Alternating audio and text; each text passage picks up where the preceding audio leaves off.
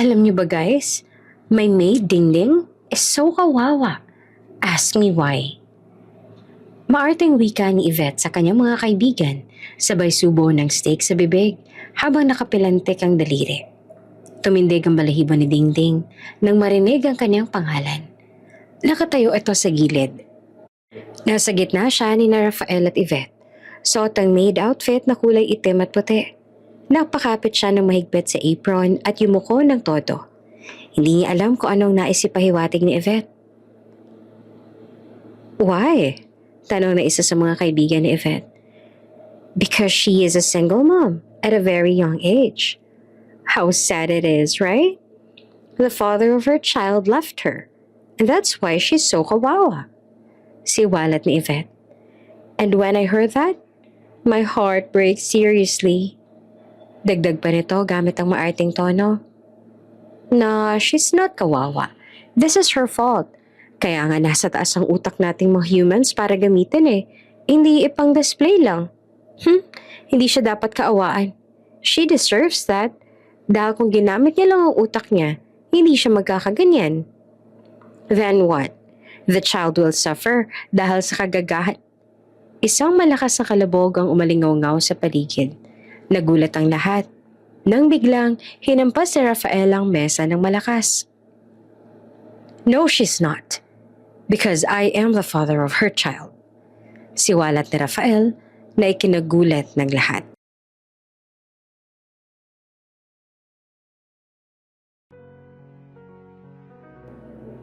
Pitong taon ang nakaraan sa isang party hop na pinagtatrabaho ni Diana Rivas o mas sinatawag na Dingding, nagsimula ang lahat.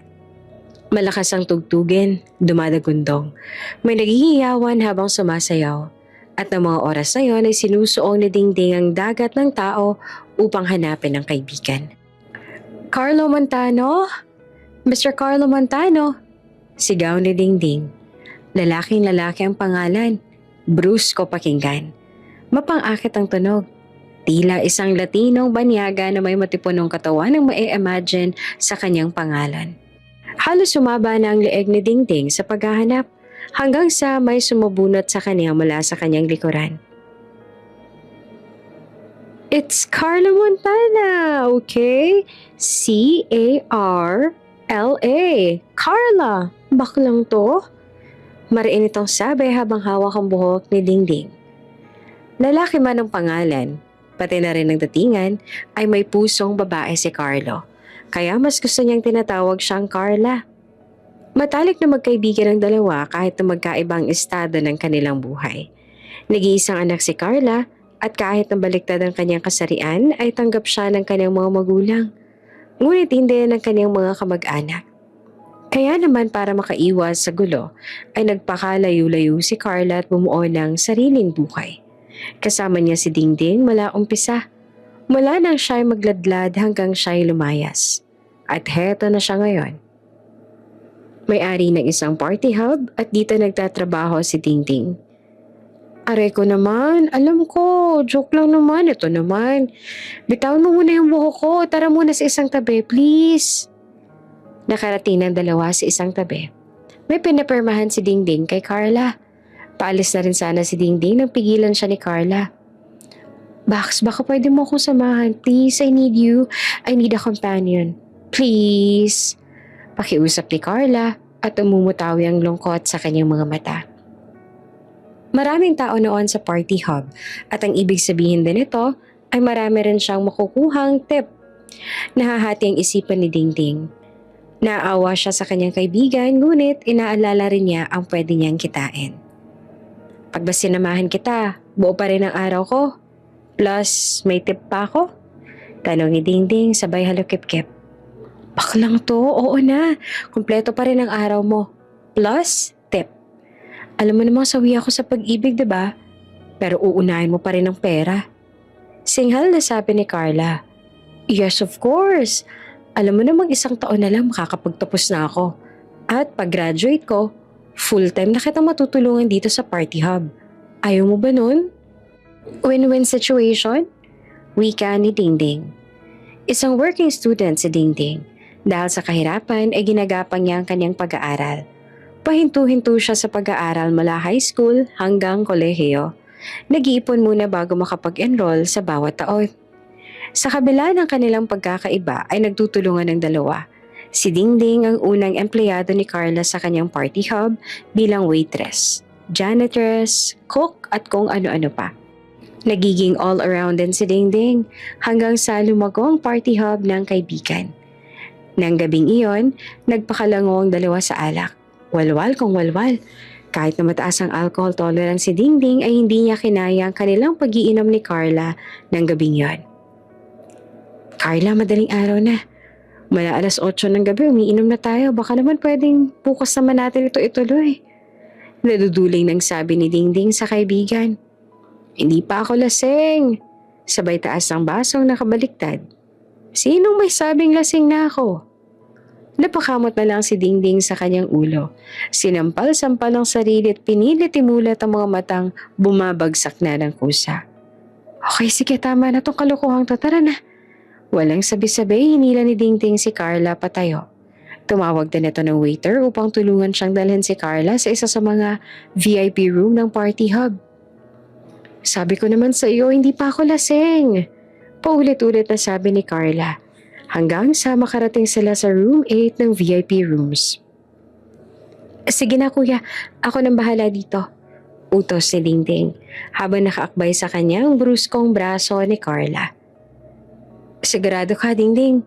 Pwede naman kami nang mag-asikaso kay Ma'am Carla. Wika ng isa sa mga waiter. Ay nako, wag na. Ako na, delikado ang buhay niya sa baklang to. Biro pa ni Dingding. Hoy, anong sinasabi mo dyan? Sita ni Carla. Wala. Ani naman ni Dingding. Sige, ikaw ang bahala. Nga pala, may customer na gustong kumausap kay Ma'am Carla. Paano po kaya yan? Pahabol pa ng waiter. Napapikit na lang si Dingding at huminga ng malalim. Sige, bigyan niyo ako ng mga 5 minutes, aasikasuhin ka lang si Carla. Nang gigigil man sa kaibigan ay hindi naman niya mapabayaan si Carla. Lalo na ang trabaho nito.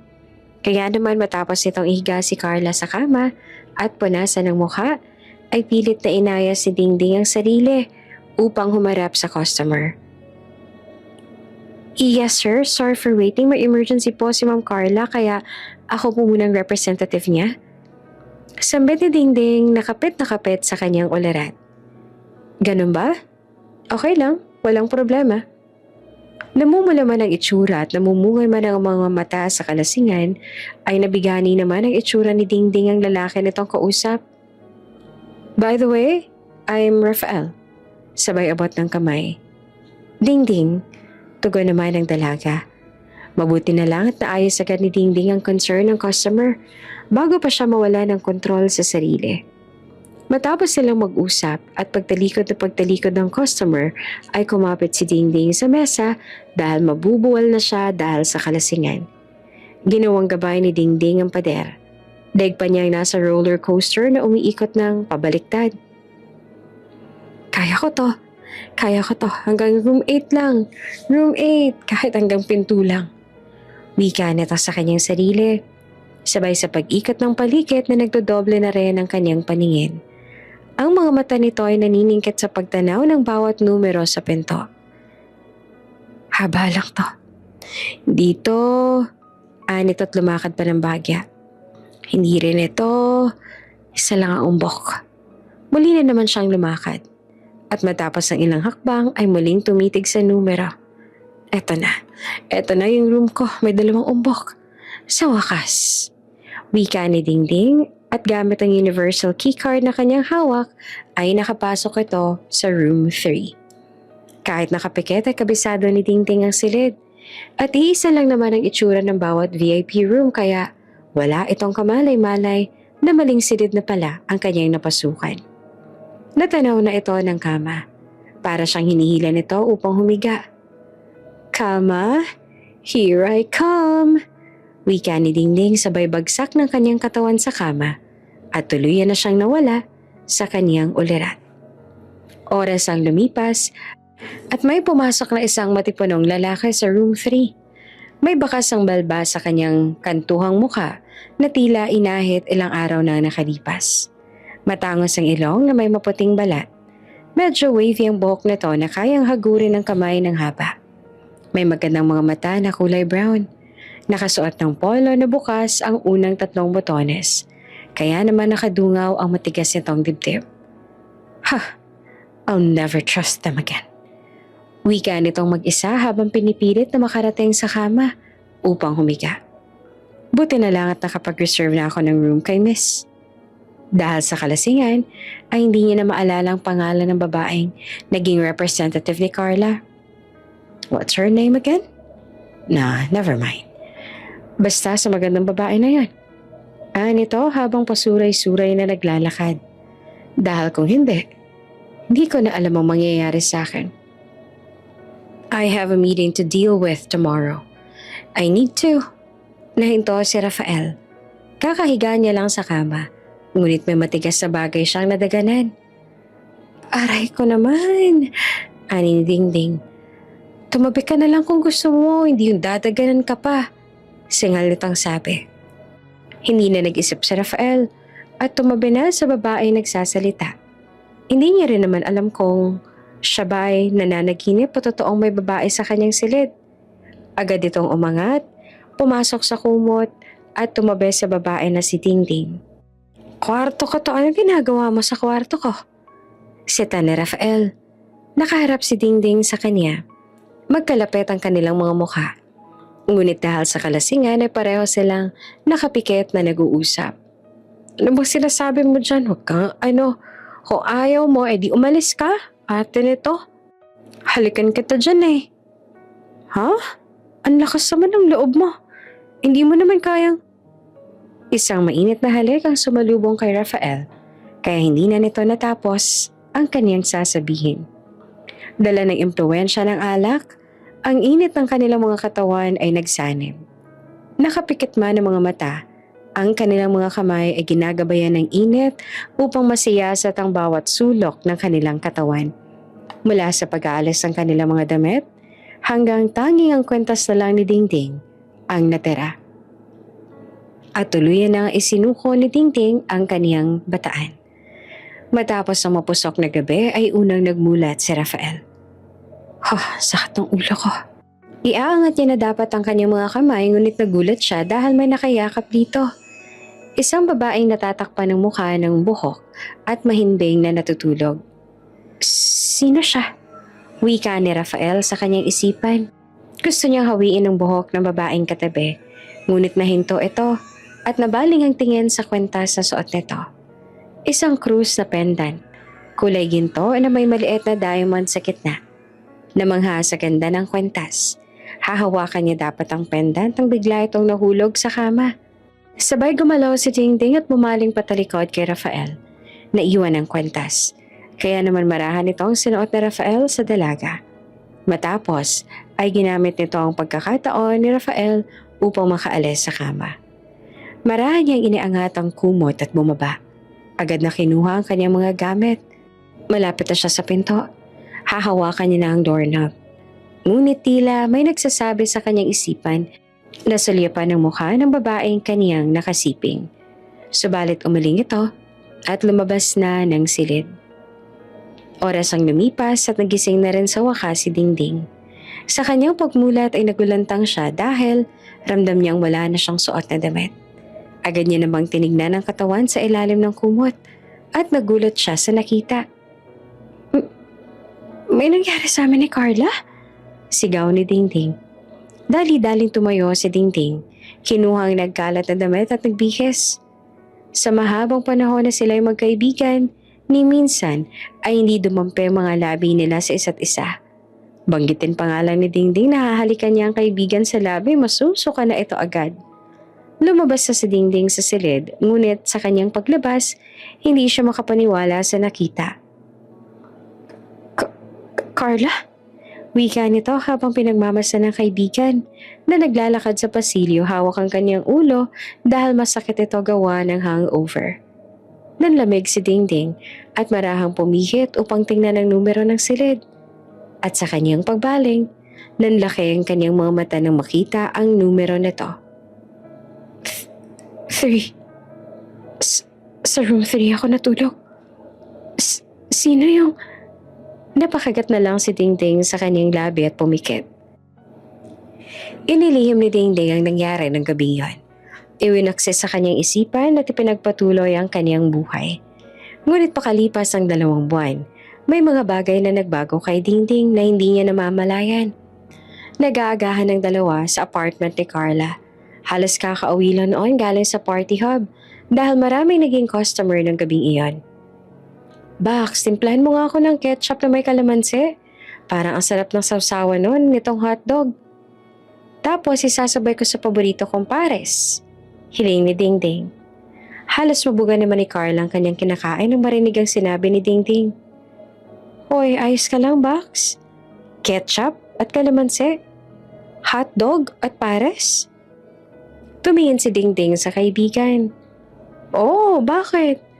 Para kasi naghahanap ako ng maasim tapos may kaunting anghang tapos yung alat ng cheese sa hotdog sa ibabaw nitong pares. Parang ang sarap nun. Napalunak si Carla ngunit pinagbigyan pa rin ng kaibigan. Habang naghihiwa si Carla ng kalamansi ay bigla itong nagbiro. Nako, Bax ha, matagal na tayong magkakalala. Kahit utot mo kilala ko na.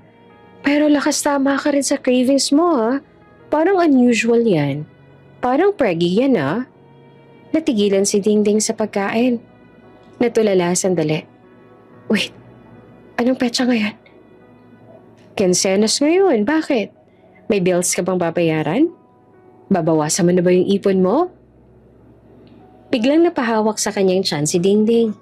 Ramdam niya mula sa kanyang tiyan ang panlalamig ng kamay. Bigla rin itong namutla. Hoy Bax, ayos. Bax, bakit ang putla mo?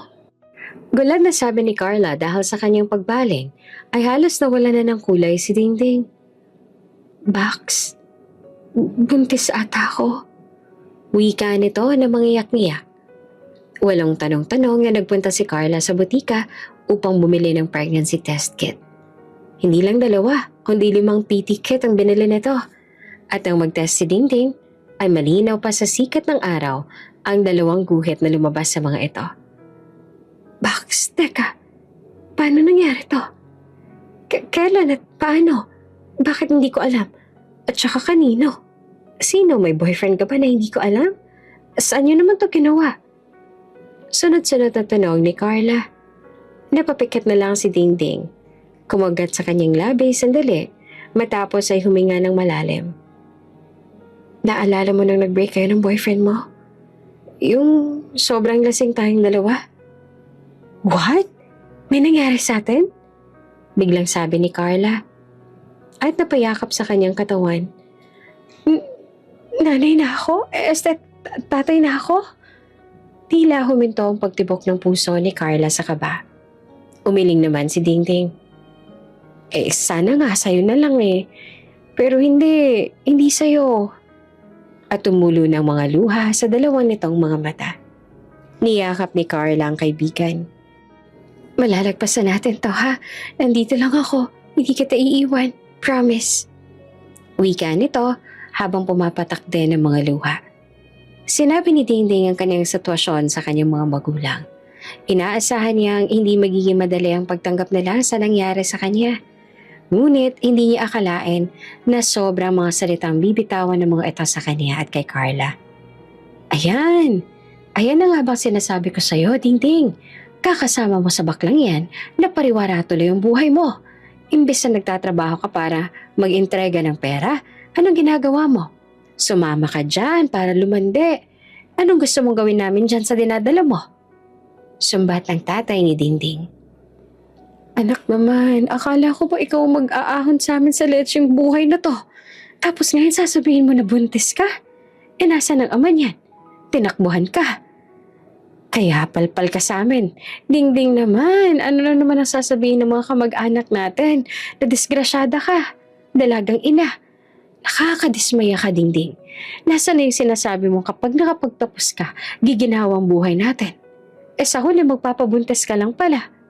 Di sana yung perang pinang-aral mo, binigay mo na lang sa amin. Nakakahiya ka. Kinakahiya kita. Dismayadong sabi ng kanyang ina.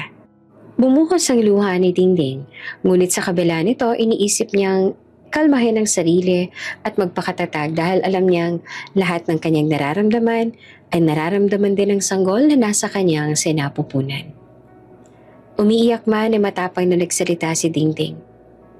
Kung ikakahiya niyo lang po ako, lalo ng anak ko, mas mabuti pang umalis na lang ako. Bubuhayin ko ang anak ko at hindi ko ipaparanas ang buhay na pinaranas niya sa akin. Mamahalin ko ang anak ko at papalakihin. Tama nga sabi ng iba, hindi mo mapipili ang magiging magulang mo, kaya hindi kasalanan ng anak ko ang mangyari. Pero hindi ko hahayaang pagsisihan niya. Ako ang naging ina niya, tulad ng ginagawa niya sa akin. Wika nito. Nagulat ang kanyang mga magulang. Makikipagsagutan pa sana sila, ngunit may idinagdag pa si Dingding bago tuluyang umalis. At isa pa nga po pala, mas naging pamilya po ang turing sa akin ni Carla kesa sa inyo. Itong baklang sinasabi ninyo, siyang gumabay sa akin sa tamang landas. Tumulong sa akin para maabot yung pangarap ko. Hindi tulad niyo na puro inaasa ang kaginhawaan ng buhay sa anak. Nagulat si Carla sa mga binatawang salita ni Dingding, ngunit hindi niya naman ito masisisi. Dahil ang akala niyang magiging sandalan niya sa oras ng kagipitan ay siya pang unang nanghusga sa kanya, higit kanino man. Bitbit ang kanyang personal na gamit ay tuluyan ng umalis si Dingding sa poder ng kanyang mga magulang. Si Carla ang kanyang naging sandigan ng mga oras na yon. Sa apartment na nito ni Carla tumira. Noong una ay ayaw ni Dingding na pumayag dahil sa hiya, ngunit sa huli napapayag din ito ng kaibigan. Si Carla ang kasama niya sa monthly check-up hanggang sa siya ay mga anak at ang perang dapat ay ipangtituasyon niya ay ginamit niyang panggastos sa kanyang panganganak. Sigurado ka, pwede naman tayong humiram kina papa at mama. For sure, papahiramin ka naman nila. Para ka na rin nilang anak, parang little sister ko. Ani ni Carla habang nag-aayos sila ng gamit na dadalhin sa ospital sa panganganak ni Dingding. Ano ka ba? Nakakahiya ka na tito-tita. At saka, ayos lang yun. Hindi naman napunta sa walang katuturan yung pera. Parang din naman lahat ng yan sa anak ko. Kay baby Liam. Sabay haplos sa malaki niyang tiyan. Napahikbi si Carla at naiiyak sa sinabi ng kaibigan. Bax, I'm very proud of you. Lalo kang naging strong. Naiiyak ako dahil mother ka na. At naninindigan ka para kay Bebe Liam. I'll support you along the way. At ako magiging best ninang na super maganda para kay Liam. Natawa naman si Dingding sa drama ni Carla. Oo naman, for sure, ikaw ang magiging best ninong niya. Biro nito. Eto naman, basag trip. Emotional na nga ako and all, tapos babanatan mo lang ako ng ninong. At tumawa silang dalawa. Naging masaya ang lahat ng isinilang na si Liam. Puyat man sa party hub ay siniguro ng mga katrabaho ni Dingding na masisilayan na lang ang anghel na biyaya kay Dingding. Habang lumalaki si Liam, ay tinuturing niyang pamilya ang lahat ng nasa party hub. Tila playground sa kanyang lugar. Masayang naglalaro sa umaga, habang naglilinis naman ng mga empleyado at si Dingding. At pagsapit na ng gabi ay nasa opisina ito ni Carla at natutulog ng mahimbing. Ngunit sinubok ng lahat nang dumating ang pandemic. Marami nagsarang negosyo at kasama na din ang party hub ni Carla. Ay, sige, mag-iingat kayo ha. Pasensya na talaga kung kaya ko lang sanang panatilihan tong party hub. Pero kasi isa lang tayo talaga sa tinamaan ng pandemic. Malungkot na sabi ni Carla. Sa kanyang mga empleyado, natira na lang sa lugar sina Carla, Dingding at Liam. Nakaupo si Carla at Dingding. Si Liam naman ay naglalarong mag-isa sa isang tabi. 6 na taong gulang na noon si Liam kaya naman nakakaintindi na ito kahit papaano ng mga nangyayari sa kanyang paligid. Panay ang bundong hininga ni Carla. Napansin naman ito ni Liam kaya lumapit ito sa kanyang ninang. Nina, wag na po kayong sad. Wika ni Liam at niyakap si Carla. Pinipigilan ni Carla ang pag-iyak, ngunit nang yakapin siya ng inaanak ay hindi niya na napigilan ang kanyang mga luha. Nakatitig si Dingding sa magninang at may gumuhit ng ngiti sa kanyang mga labi nang makita ang ginawa ng kanyang anak. Asus, ang bebe naming pogi! At binuhat ni Carla si Liam upang ikandong sa kanyang hita. Ay, mabuti na lang at dumating kasama ng mama mo. Dahil kung hindi, wala na siguro kaming dahilan para lumaban sa buhay. Sabay yakap sa bata. Huwag kang mag-alala, makakaraos din tayo. Maghahanap ako ng work para naman kahit papaano makatulong pa rin ako sa gastusin sa bahay. At saka, pwede nating... No, pagputol ni Carla sa sasabihin ni Tingting. Yung perang yon, para yun sa school ni Liam sa pasukan. Hindi natin yung gagalawin. Makakahanap tayo ng paraan para magkapera. Sabi naman ni na Papa at Mama magbibigay sila ng support pero syempre, kailangan pa rin natin kumilos. Hindi naging madali sa dalawa ang lahat. Natapos na ang pandemya, ngunit hindi nila muling nabuksan ang party hop. Nagtatrabaho na si Carla bilang isang virtual assistant at si Dingding naman ay sadyang inaalat sa paghahanap ng trabaho. Mama! Salubong ni Liam sa ina at kinuha ang mga gamit nito upang ipasok sa kanilang kwarto. Matapos magubad ng sapatos ay naupo si Dingding sa sofa. Nandoon si Carla sa kanyang mesa at naghahanda naman para sa kanyang shift. Oh, kamusta ang job hunting? May pagkain na nga pala sa mesa. Nakakain na rin si Liam. Iinit mo na lang yung food 30 minutes na lang kasi mag-i-in na ako. Wika ni Carla. Ay, ganun pa din. Wala pa rin ako mahanap. Puro college graduate yung hinahanap nila. Natatempt na nga akong patusin yung pagiging janitress dun sa isang job hiring Magkaroon lang ng work. Inda ni Dingding.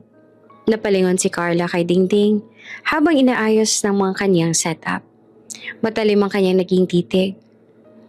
Bax, oo hindi ka college graduate pero Bax, wag naman sa ganung level.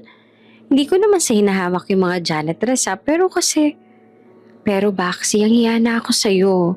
Halos ikaw nang bumubuhay sa amin ni Liam nitong nakaraang taon. Tsaka, next school year, papasok na rin si Liam. Ayaw mo namang gamitin yung pera ni Liam pang share dito sa bahay. Nilala mo na ako ng hiya, Carla. Ayoko maabuso ka. Naiiyak na sabi ni Dingding. Napabuntong hininga naman si Carla at mukhang wala na siyang magagawa sa naisang kaibigan. Ikaw ang bahala, Bax. Marangal na work naman ang pagiging janitress. Ayoko lang naman sana na bumaba pang tingin mo sa sarili mo dahil sa mga nangyayari. Ano ka ba, Bax? Wala lang naman sa akin to. Ang mahalaga sa akin ay yung makatulong ako dito sa bahay at buhayin si Liam. Sa tulad kong single mom, matagal na naglaang parang bulang salitang pride. Nakangiting sabi ni Dingding kay Carla. Masigasig na naghahanap si Dingding ng trabaho. Kaliwat kanan ang pagpapasa niya ng resume. Maganda ang kanyang mga marka noong siya'y nasa kolehiyo. Hitik sa seminars at kung ano-ano pa. Sa interview ay bibo rin siyang sumagot. May mga pagkakataon na tinatanong sa kanya ang ilang personal na bagay tulad ng commitments. At tuwing isasagot niya ay meron siyang ilalahad na siya isang single mom.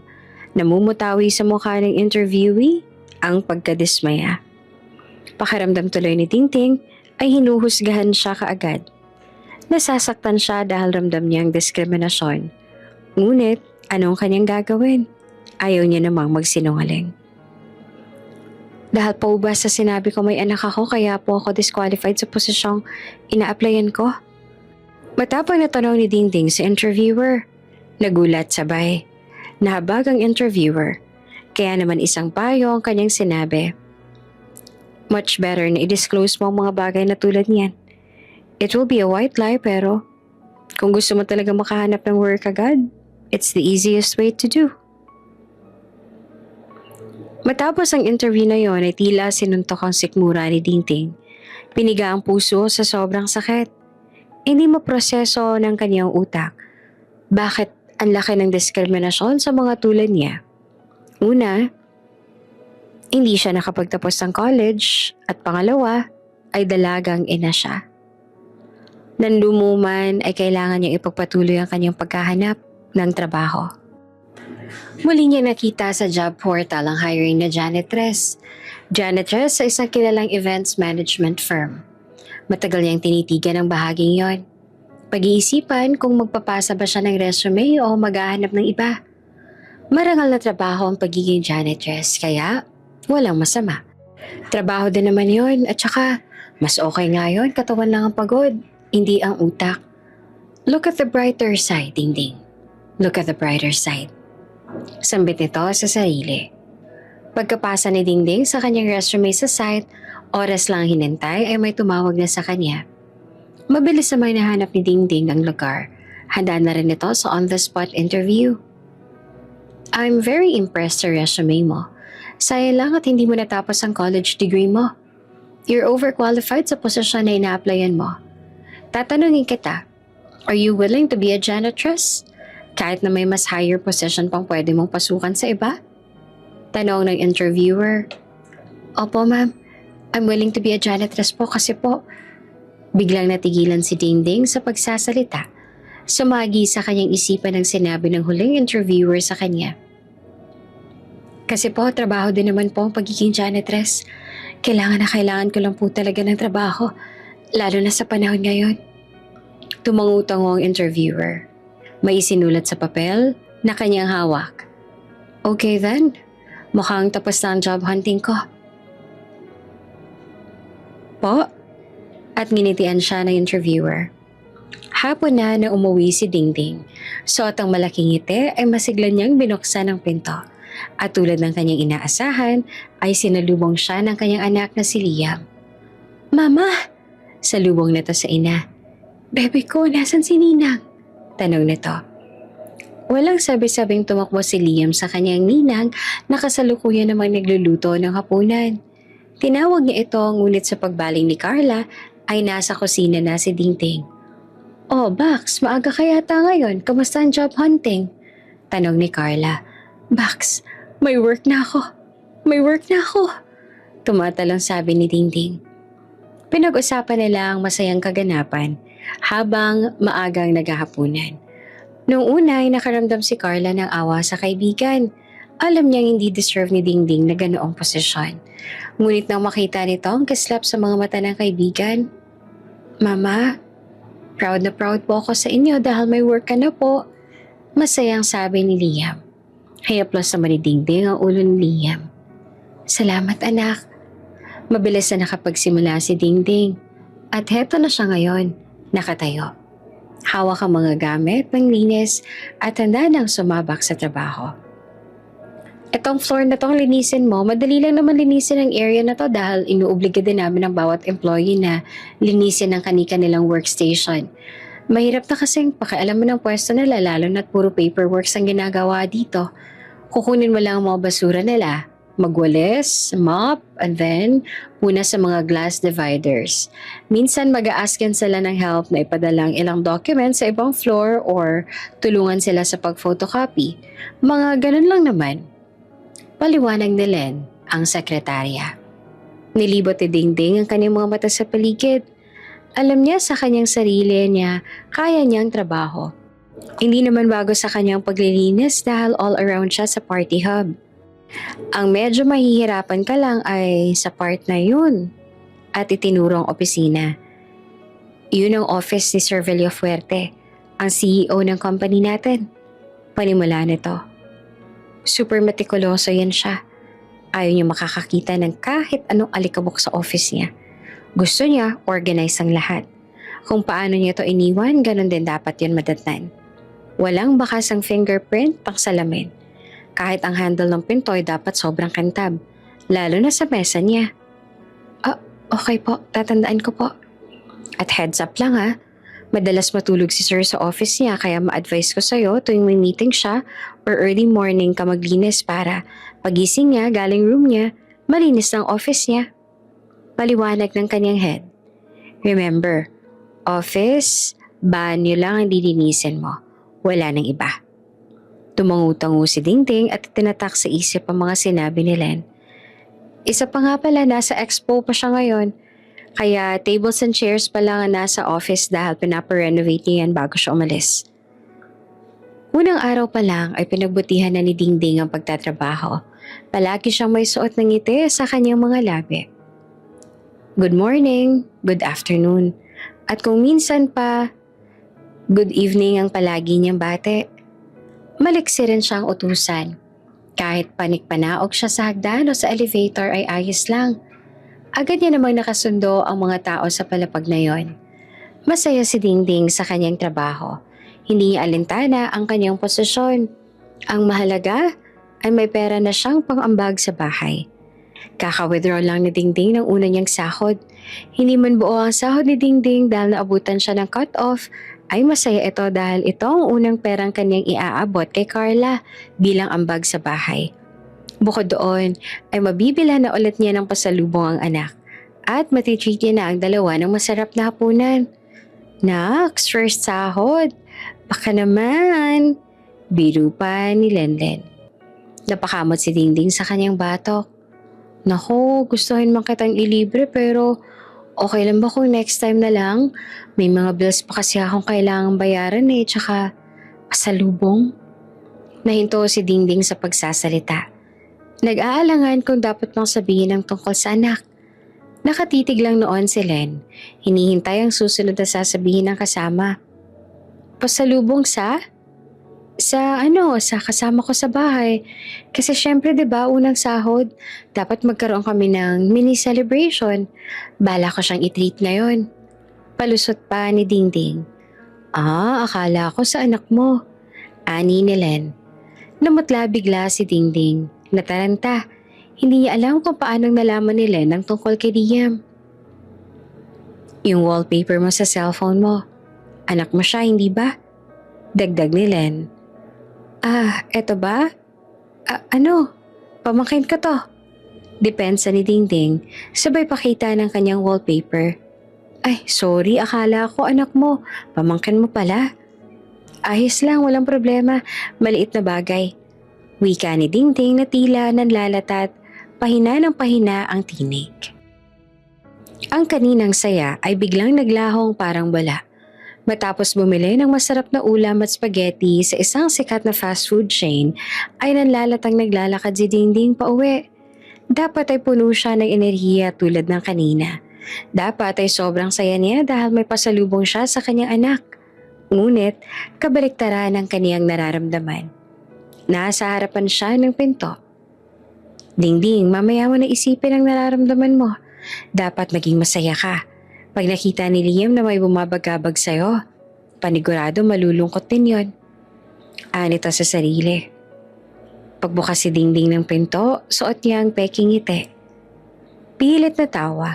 Pilit na tinatago ang lungkot na nadarama. Tama na yan, ako na dyan. Ani ni Carla. Naghuhugas noon ng plato si Dingding. Ano ka ba? Okay lang ako. Maupo ka na lang dyan. Sulitin mo ang off mo. Matulog ka na kaya para makapagpahinga ka. Ani Dingding.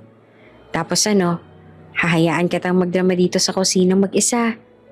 Dingding, alam ko nakasuot ka ng masayang maskara kanina pa. Ramdam ko yun Hay, pwede mo na yung tanggalan at ipakita sa akin ang tunay mong nararamdaman. Ano bang problema? Sakto tapos sa maghugas ang plato si Dingding. Isinara nito ang gripo. Ngunit ang mga luha sa kanyang mga mata naman ang tumulo. Humarap si Dingding kay Carla at sumandal sa may lababo. Nasa may mesa naman si Carla at nakabaling kay Dingding. Umaagos ang luha ni Dingding na pilit pinapahit ng dalawa niyang kamay. Bax, masama ba akong ina kung itinatanggi kong anak ko si Liam? Umiiyak na tong sabi. Gulat ang unang reaksyon ni Carla. Sunod ay inis. Dahil bakit kailangan gawin yun ni Dingding?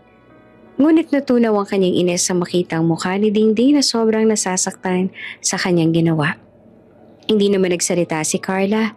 Nakatitig lang ito sa kaibigan. Hindi niya alam kung anong dapat sabihin. Naguguluhan kung dapat ba siyang magalit o intindihin na lang ito sa nangyayari. Carla, alam kong galit ka. Sabunutan mo ako, sige. Sigawan mo ako, awayan mo ako, please. Alam ko naman mali yung ginawa ko. Walang tamang dahilan sa ginawa ko. Masakit-sakit. Umiiyak nito ang sabi. Tumayo si Carla at tumabi sa kaibigan. Bax, hindi naman ako pinanganak kahapon. Alam ko kung gaano kang ka-proud sa anak mo, kay Liam. Alam ko din na mapanghusga ang buong mundo sa tulad ko at sa tulad mo. Naiintindihan ko ang nagawa mo. Alam kong masakit na hindi mapagsigawan kung gaano kagwapo si Liam. Kapait. At higit sa lahat, kung gaano mo siyang kamahal. Handa mong gawin ang lahat para sa kanya. May mga bagay lang talaga sa mundong to na kailangan muna nating ilihim para sa ikabubuti ng lahat. Pero sana, huwag mawawala sa puso mo kung sensyang nararamdaman mo tuwing itatanggi mo si Liam bilang anak mo.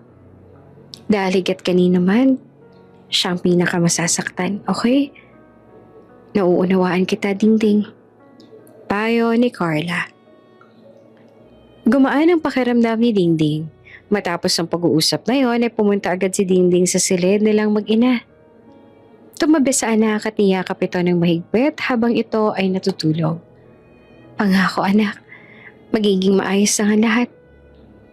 Magiging permanente lang ako sa trabaho. Ipapakilala kita kahit kanino at hindi kita ikakahiya. Wika nito sa kanyang isipan habang patuloy na umaagos ang luha sa kanyang mga mata dahil sa sakit na nararamdaman. Panibagong umaga ang dumating. Nakaranas man ng lungkot si Dingding ng araw na yon ay muli itong umite upang lumaban sa buhay. Lumaban hindi lang para sa kanyang sarili kung hindi para sa kanyang anak na si Liam. Dingding, ihanda mong sarili mo. Humahanga sa sabi ni Len. Bigla namang kinabahan si Dingding dahil nanlalaki mga mata ni Len habang nagsasalita. Makikita din sa kanyang mukha ang pagkataranta. Bakit? Kabadong tanong ni Dingding. Malinis sa mga office, sir? Yung mga basurahan ba walang laman? Yung mga salamin na punasan mo na ba? Sunod-sunod na tanong ni Len. Oo, kaninang umaga naglinis ako doon. Teka, ulitin ko kaya. Pasadahan ko kaya ng punas at mop. Ano sa tingin mo? Pati si Dingding ay natataranta na din dahil kay Len. Oh, sige, mabuti pa nga. I-announce ko lang sa lahat para makapagandaan na rin sila sa pagdating ni Sir. Matapos i-anunsyo ni Len sa lahat ang pagdating ng kanilang boss, ay muli niyang pinuntahan ng opisina upang tingnan. Nadatnan niya doon si Dingding na naglilinis kaya naman nagkusa na siyang tumulong sa paglilinis. Hindi naman sa tinatakot kita pero super metikuloso kasi talaga ni Sir Rafael. Ani ni Len habang nagpupunas ang bintana. Walang nakakatagal na utility sa kanya. Mabait naman siya kaso nga lang, super OC niya, malakas ang power trip. Minsan naman sala sa init, sala sa lamig. Di ko nga maintindihan kung paanong linis bang gusto niya minsan. Hindi pa ito malinis para sa kanya? Nagtatakang tanong ni Dingding. Kumikinang ang mga bintana na bakas ng fingerprint ay wala. Pwede nang manalamin sa sahig sa sobrang kintab. Nakaayos na din ang mga silya. Wala pa namang mga muebles kaya nawawalis pa at namamap ni Dingding ang lahat ng sulok ng opisina. Ultimo doorknob ay kanilang pinupunasan. Inilibot ni Lenlen ang kanyang mga mata upang tingnan kung ano pang lugar ang hindi pa nililinis. Sa totoo lang ganitong linis ang gusto ni Sir. Nakalinyang lahat. Walang nakatabing bagay.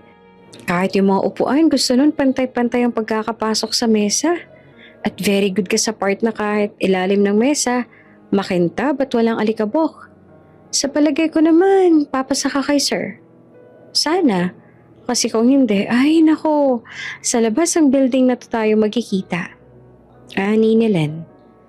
Hindi alam ni Dingding kung papuri ba yun o pananakot. Huminga na lang ito ng malalim at umaasang hindi naman hahantaw ang lahat sa kanyang pagkasisante. Nang matapos na silang maglinis ay pinatay na ni Dingding ang mga ilaw at isinara ang pinto. Sinulyapan pa niya ng ilang beses ang silid bago tuluyang umalis para masigurong malinis at maayos ang lahat. Ngunit ngayon niya lang napagtanto ang isang bagay. Villafuerte. Rafael? Hindi naman siguro. Wika nito sa kanyang isipan bago tuluyang isinara ang pinto. Lumipas ang maghapon at uwian na. Nasa locker room na ang dalawa at kinukuha ang kanilang mga bag. Hay, out na rin tayo sa wakas. False alarm lang naman siguro yung kanina, no? Pinakabalang tayo. Inda ni Len, baka nga. Pero mas okay na rin yung nangyari kasi nabalaan mo ako kung gaano kami tukulosi si Sir Rafael. Ani ni Dingding. Naku, wala yun. Ano ka ba? Humarap si Len kay Dingding. Ganito. Bukas, agahan mo na lang ang pasok ha para mapunasan mo ulit. Yung table ni Sir in case lang na bigla siyang dumating. Yun kasi yung pinakamahalaga sa kanya. Yung table niya, dapat malinis. Hindi lang malinis kung hindi sobrang linis. Paalala pa ni Len. Tumatak naman yon sa isipan ni Dingding, kaya naman kinabukasan maaga siyang pumasok. Isang oras ang kanyang inilaan para muling linisin ang opisina ng boss nilang mitikuloso. Habang nagpupunas ng mesa, bigla niyang naalala ang anak. Ang kanilang mesa sa pagkainan ang pinakanililinis nito sa lahat. Pinupunasan at ayaw na may bakas ng tubig na mamamarka. Kahit sa mura nitong edad ay tiklop sila ni Carla sa tuwing si Liam ang magsisermon sa kanila tungkol sa paglilinis ng bahay. May gumuhit naman ng ngiti sa labi ni Dingding. Habang paulit-ulit na pinupunasan ng mesa ay biglang bumukas ang pinto ng banyo. Nawala ang ngiti nito sa labi at napalitan ng takot. Agad na pumaling sa direksyon ng banyo. Bukas ang ilaw, matapos ay may lumabas na isang lalaki. Wala itong suot na pangtaas, tanging tuwalya lang nakatakip sa baba. Natatakloban ng isa pang tuwalya ang ulo nito na tila tinutuyo ang buhok. Tumindig si Dingding ng diretso, hindi alam kung saan titingin. Sa abs ba ng lalaking lumabas sa banyo o sa sahig? Sisigaw ba siya ng magnanakaw o hihingi ng tulong? Pinatay ng lalaki ang ilaw. Nagpagpag ng basang mga paa sa doormat na nasa harap ng banyo at sinuot ang tsinelas na nasa gilid nito. Sa kanyang pagtunghay, nakita niya ang isang babaeng nakatayo malapit sa kanyang mesa. Anong ginagawa mo dito? Tanong ng lalaki. May siwang na ang tuwalya sa mukha ng lalaki. Ngunit hindi pa rin makita ni Dingding ang mukha nito dahil ang basang buhok naman ang nakaharang. Biglang naalala ni Dingding ang sinabi sa kanya ni Len. Ang kanilang boss ay mahilig matulog sa opisina. Kaya may sarili itong banyo at isang silid na hindi niya pwedeng buksan. Sir, ako po yung bagong janitor sa floor na to. Dingding po ang pangalan ko. Pakilala nito sa kanyang sarili. Gusto mang humarap ng maayos si Dingding bilang respeto ay hindi niya magawa. Masyado siyang naaakit sa matipuno nitong katawan. Lalo na sa abs nitong nakabalandra sa kanya. Kaya naman kaysa sabihan siyang bastos, ay humarap pa rin ito sa kanyang boss at tinakpan ng mga mata ng dalawa niyang kamay. Natawa ang lalaki. Hindi ito umalis sa kanyang pwesto at tinuyo na ang buhok sa pamamagitan ng tuwalya sa kanyang ulo. Sorry kung naabutan mo akong ganito. Hindi ko alam na papasok ka ng ganitong kaaga. Pwede ka bang lumabas muna nitong office? Magbibihis lang ako para makapag-usap tayo ng maayos. Utos ng lalaki. Walang dalawang salitang kumaripas ang lakad si Dingding at lumabas ang silid. Pagkasara nito ng pinto ay pumunta ito sa isang sulok.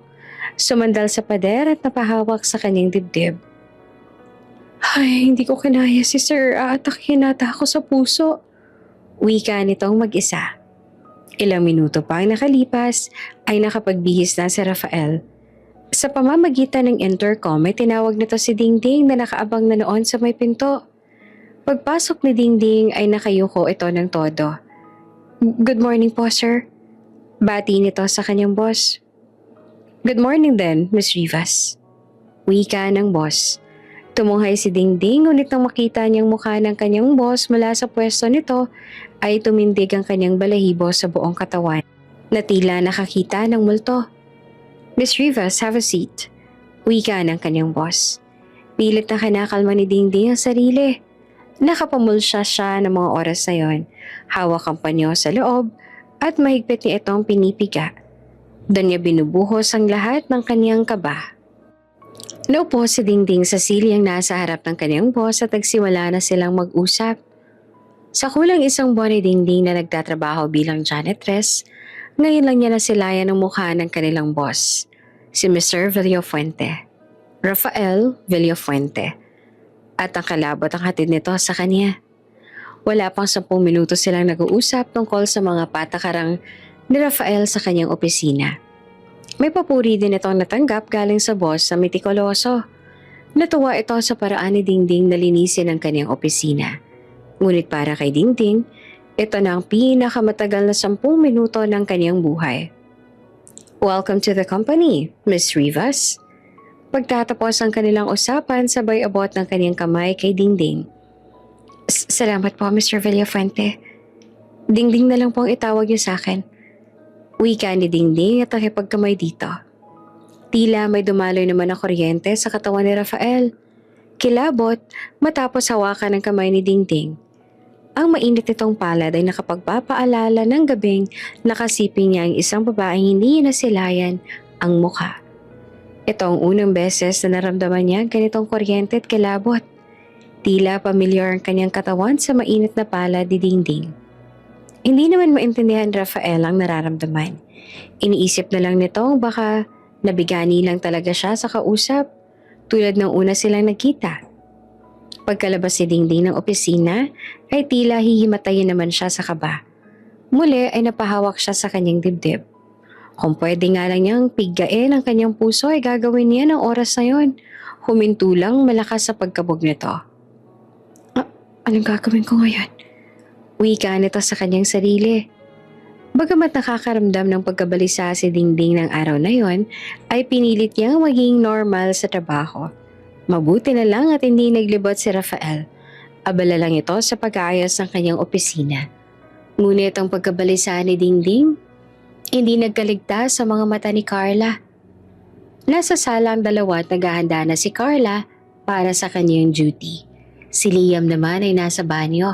Naglilinis ang katawan at naghahanda na para matulog. At si Dingding, sunod-sunod ang pagbuntong hininga at nakatulala sa kawalan. Kanina pa rin ito namumutla at matamlay. Ayos ka lang? Alam mo kanina ka pang maputla, baka naman nasusobrahan ka na sa pagtatrabaho. Nag-aalalang tanong ni Carla. Bumaling si Dingding sa direksyon ng kaniyang banyo.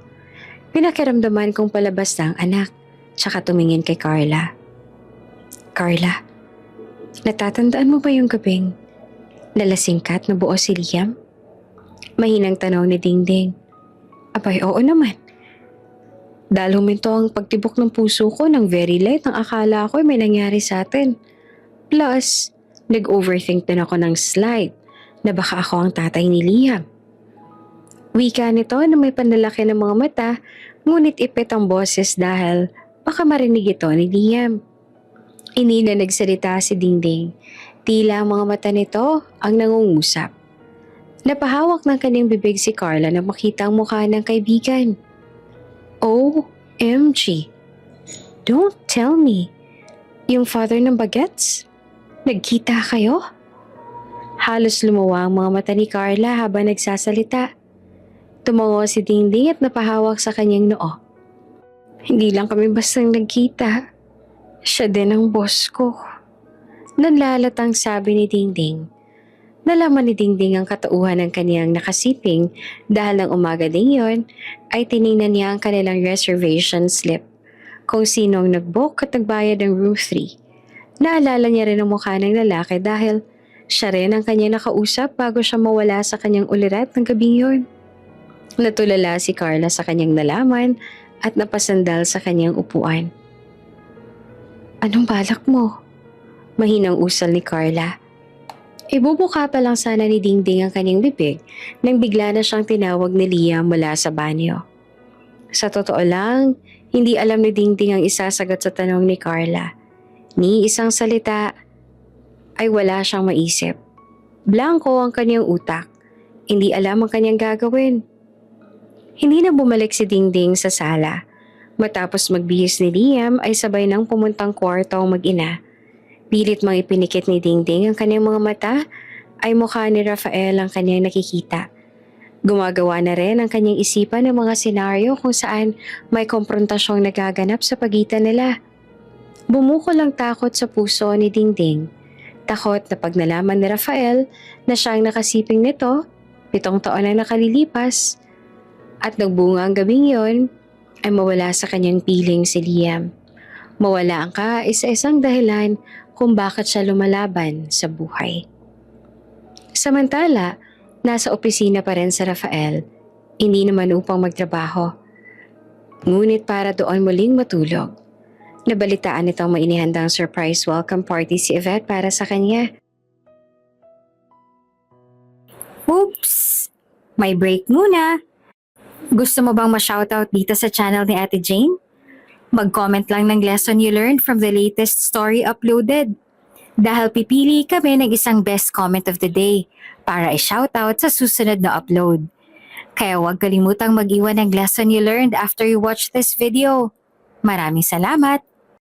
Shoutout nga po pala kina Rose De La Torre from Enrile, Cagayan, Marisa Lanohan, at Ruby Larajeto from Mandurriao, Iloilo City. Sa ating mga taga-subaybay, paki-comment naman po sa baba kung taga saan kayo para alam ko kung hanggang saan umaabot ang mga kwento ni Ate Jane. At para ma-shoutout ko rin kayo sa mga susunod pa nating mga kwento. Maraming salamat sa pagkikinig.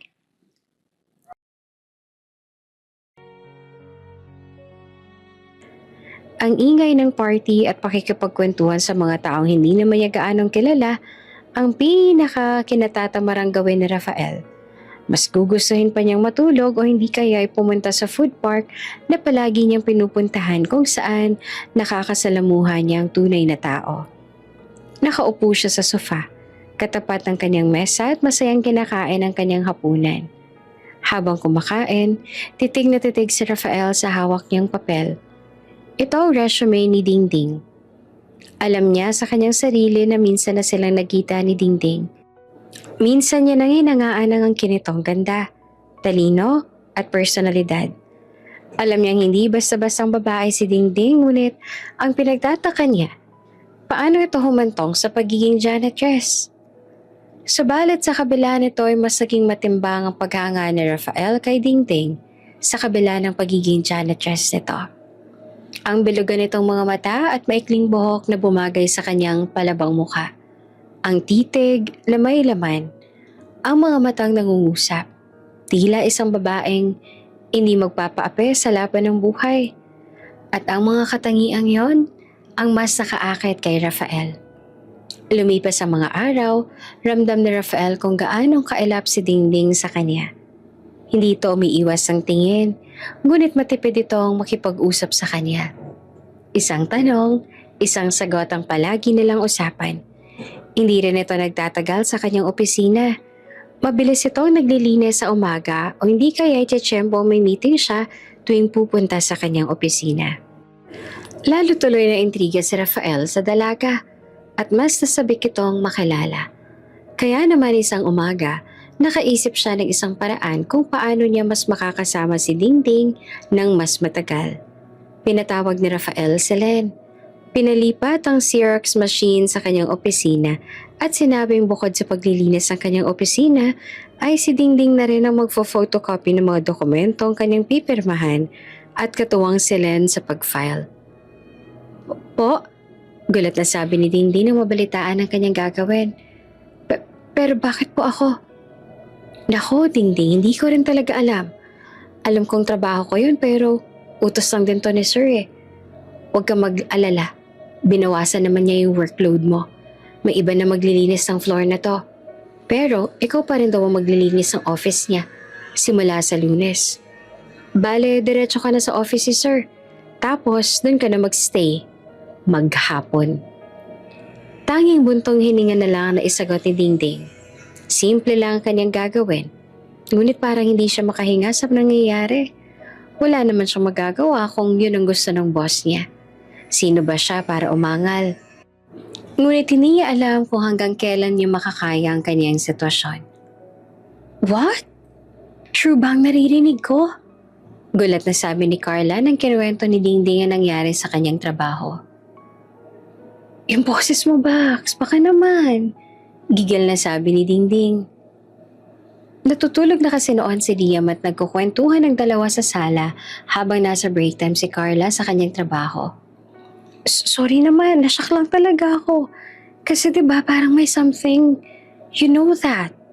Wika ni Carla. Alam ko, hindi naman ako manhid. Nararamdaman kong parang may kakaiba kay sir. Sa mga titig niya sa akin at lalo pa, pag gusto niyang mag-open ng conversation. Aminado naman ako na umiiwas ako pero may dahilan naman ako kung bakit. Mariing sabi ni Dingding. So, anong balak mo? Hindi ko alam. Biglang nasa lumbaba si Dingding. Paano kung mag-resign na lang kaya ako? Pwede naman pero hindi kaya lalo siyang maginala na may tinatago ka kung bigla ka na lang na magre-resign? Biglang napaisip si Dingding. At bumuntong hininga na lang habang nakatitig kay Carla. Dumating na ang araw ng Lunes. Maagang pumasok si Dingding upang simulan ang paglilinis ng opisina ni Rafael. Habang pupunta sa opisina, hindi niya alam kung paanong mairaraos ang buong maghapon na kasama sa iisang kwarto ang ama ng kaniyang anak. Paniguradong mapapanisan siya ng laway dahil hindi niya nanaising makapagkwentuhan dito o magbahagi ng kahit anong tungkol sa kanyang personal na buhay. Ay, bahala na nga.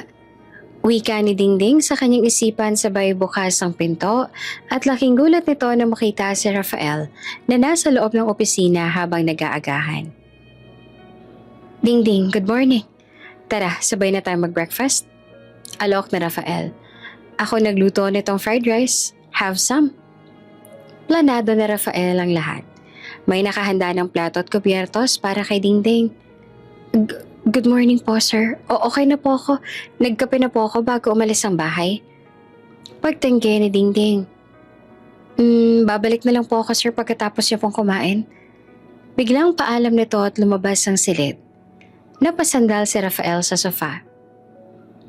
I slept here para makakwentuhan siya this morning. Pero olats pa rin. Dingding, anong meron sa'yo at gusto kitang makilala? Ani ni Rafael habang pinagmamasa ng pinto kung saan lumabas si Dingding. Wala sa bokabularyo ni Rafael ang sumuko kaya naman kahit panayang iwas sa kanya ni Dingding ay porsigido pa rin itong makilala ang dalaga.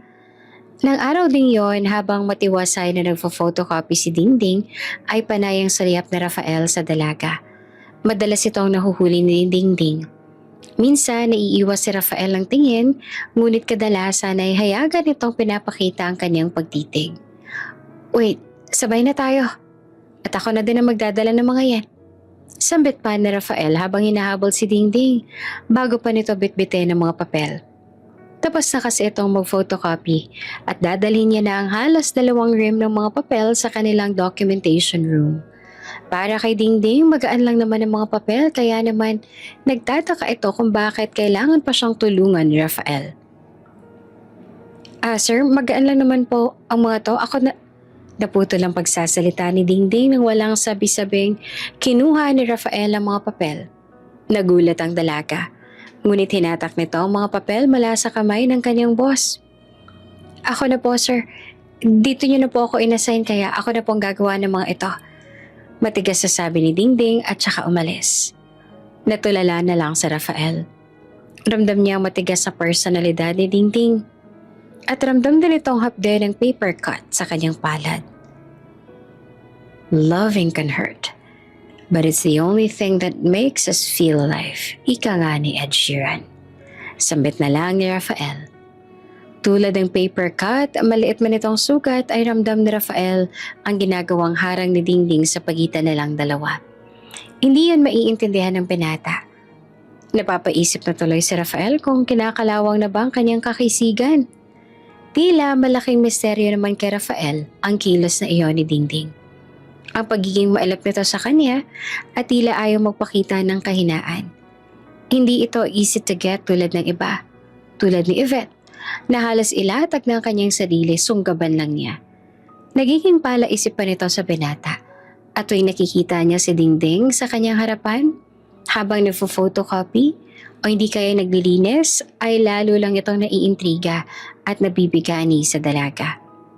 Ang maliksi nitong mga kilos na nagpapahiwatig na hindi niya kailangan ng kung sino man para siya ay alalayan. Kung gaano itong kadedicated sa kanyang trabaho, kahit siya ay isang janitress lang. Ang mga ngiti nito sa umaga hanggang uwian na nagbibigay buhay kay Rafael kahit na tuwing haharap ito sa kanya ay blankong mukha ang pinapakita nito sa kanya. Mas nagiging porsigido si Rafael na magpapansin sa dalaga. Walang araw na hindi niya ito inaalok ng kape o hindi kaya ililibre ng kung ano-ano ang pagkain na hindi naman tinatanggap ni Dingding. Bagos, binibigay nito kay Lenlen pagkalabas niya ng opisina ni Rafael. Hi, Dingding, relax, huminga ka ng malalim. Hinga. Wika nito habang nakapikit at pilit na kinakalma ang sarili. Kakalabas lang ito ng pinto ng opisina. Oh, bakit? Ano na naman ang ginawa sa'yo ng boss nating nagpapapansin sa'yo? Asar ni Len. Papasok na sana ito sa loob ng opisina ni Rafael, ngunit nais niya munang kamustahin ng dalaga. Nanlalaki naman ang mga mata ni Dingding. Len naman napipiko na nga ako sa banat ni Sir, yung mga corny niyang tagline. Bumanat ba naman ng Dingding, pakiremind nga ako mamaya na huwag masyadong umiti. Baka kasi mamaya mawalan ka ng focus sa ginagawa mo. At ang galing mo talaga sa multitasking. Kaya mo sigurong pagsabayin ng trabaho at pagtakbo sa isip ko. Sino hindi maiinis doon? Daing ni Dingding. Natawa si Len. Ano sagot mo? Ang sabi ko, ganun po ba sir? Akala ko kasi trabaho ang focus niyo, hindi ako. Tapos bago pa siya makapagsalita, lumabas na ako. Bahala na mamaya kung paano ko tatapusin yung mga pinapagawa niya. Hindi ko na talaga kasi siya kinakaya. Boom! Lakas mo talaga, Dingding. Saludo ako sa'yo. O siya, sige. Tatawagin na lang kita pag tapos na kami mag-usap ni Sir, ha? Doon ko muna sa table ko. Ani pa ni Len. Pagpasok ni Len sa opisina, nanlaki pa rin ang mga mata ni Rafael. Alatang hindi makapaniwala sa sinabi sa kanya ni Dingding. Sir, ayos lang po ba kayo? Tanong ni Len nang makita si Rafael na sa ganoong itsura. No? I'm not okay today, Len.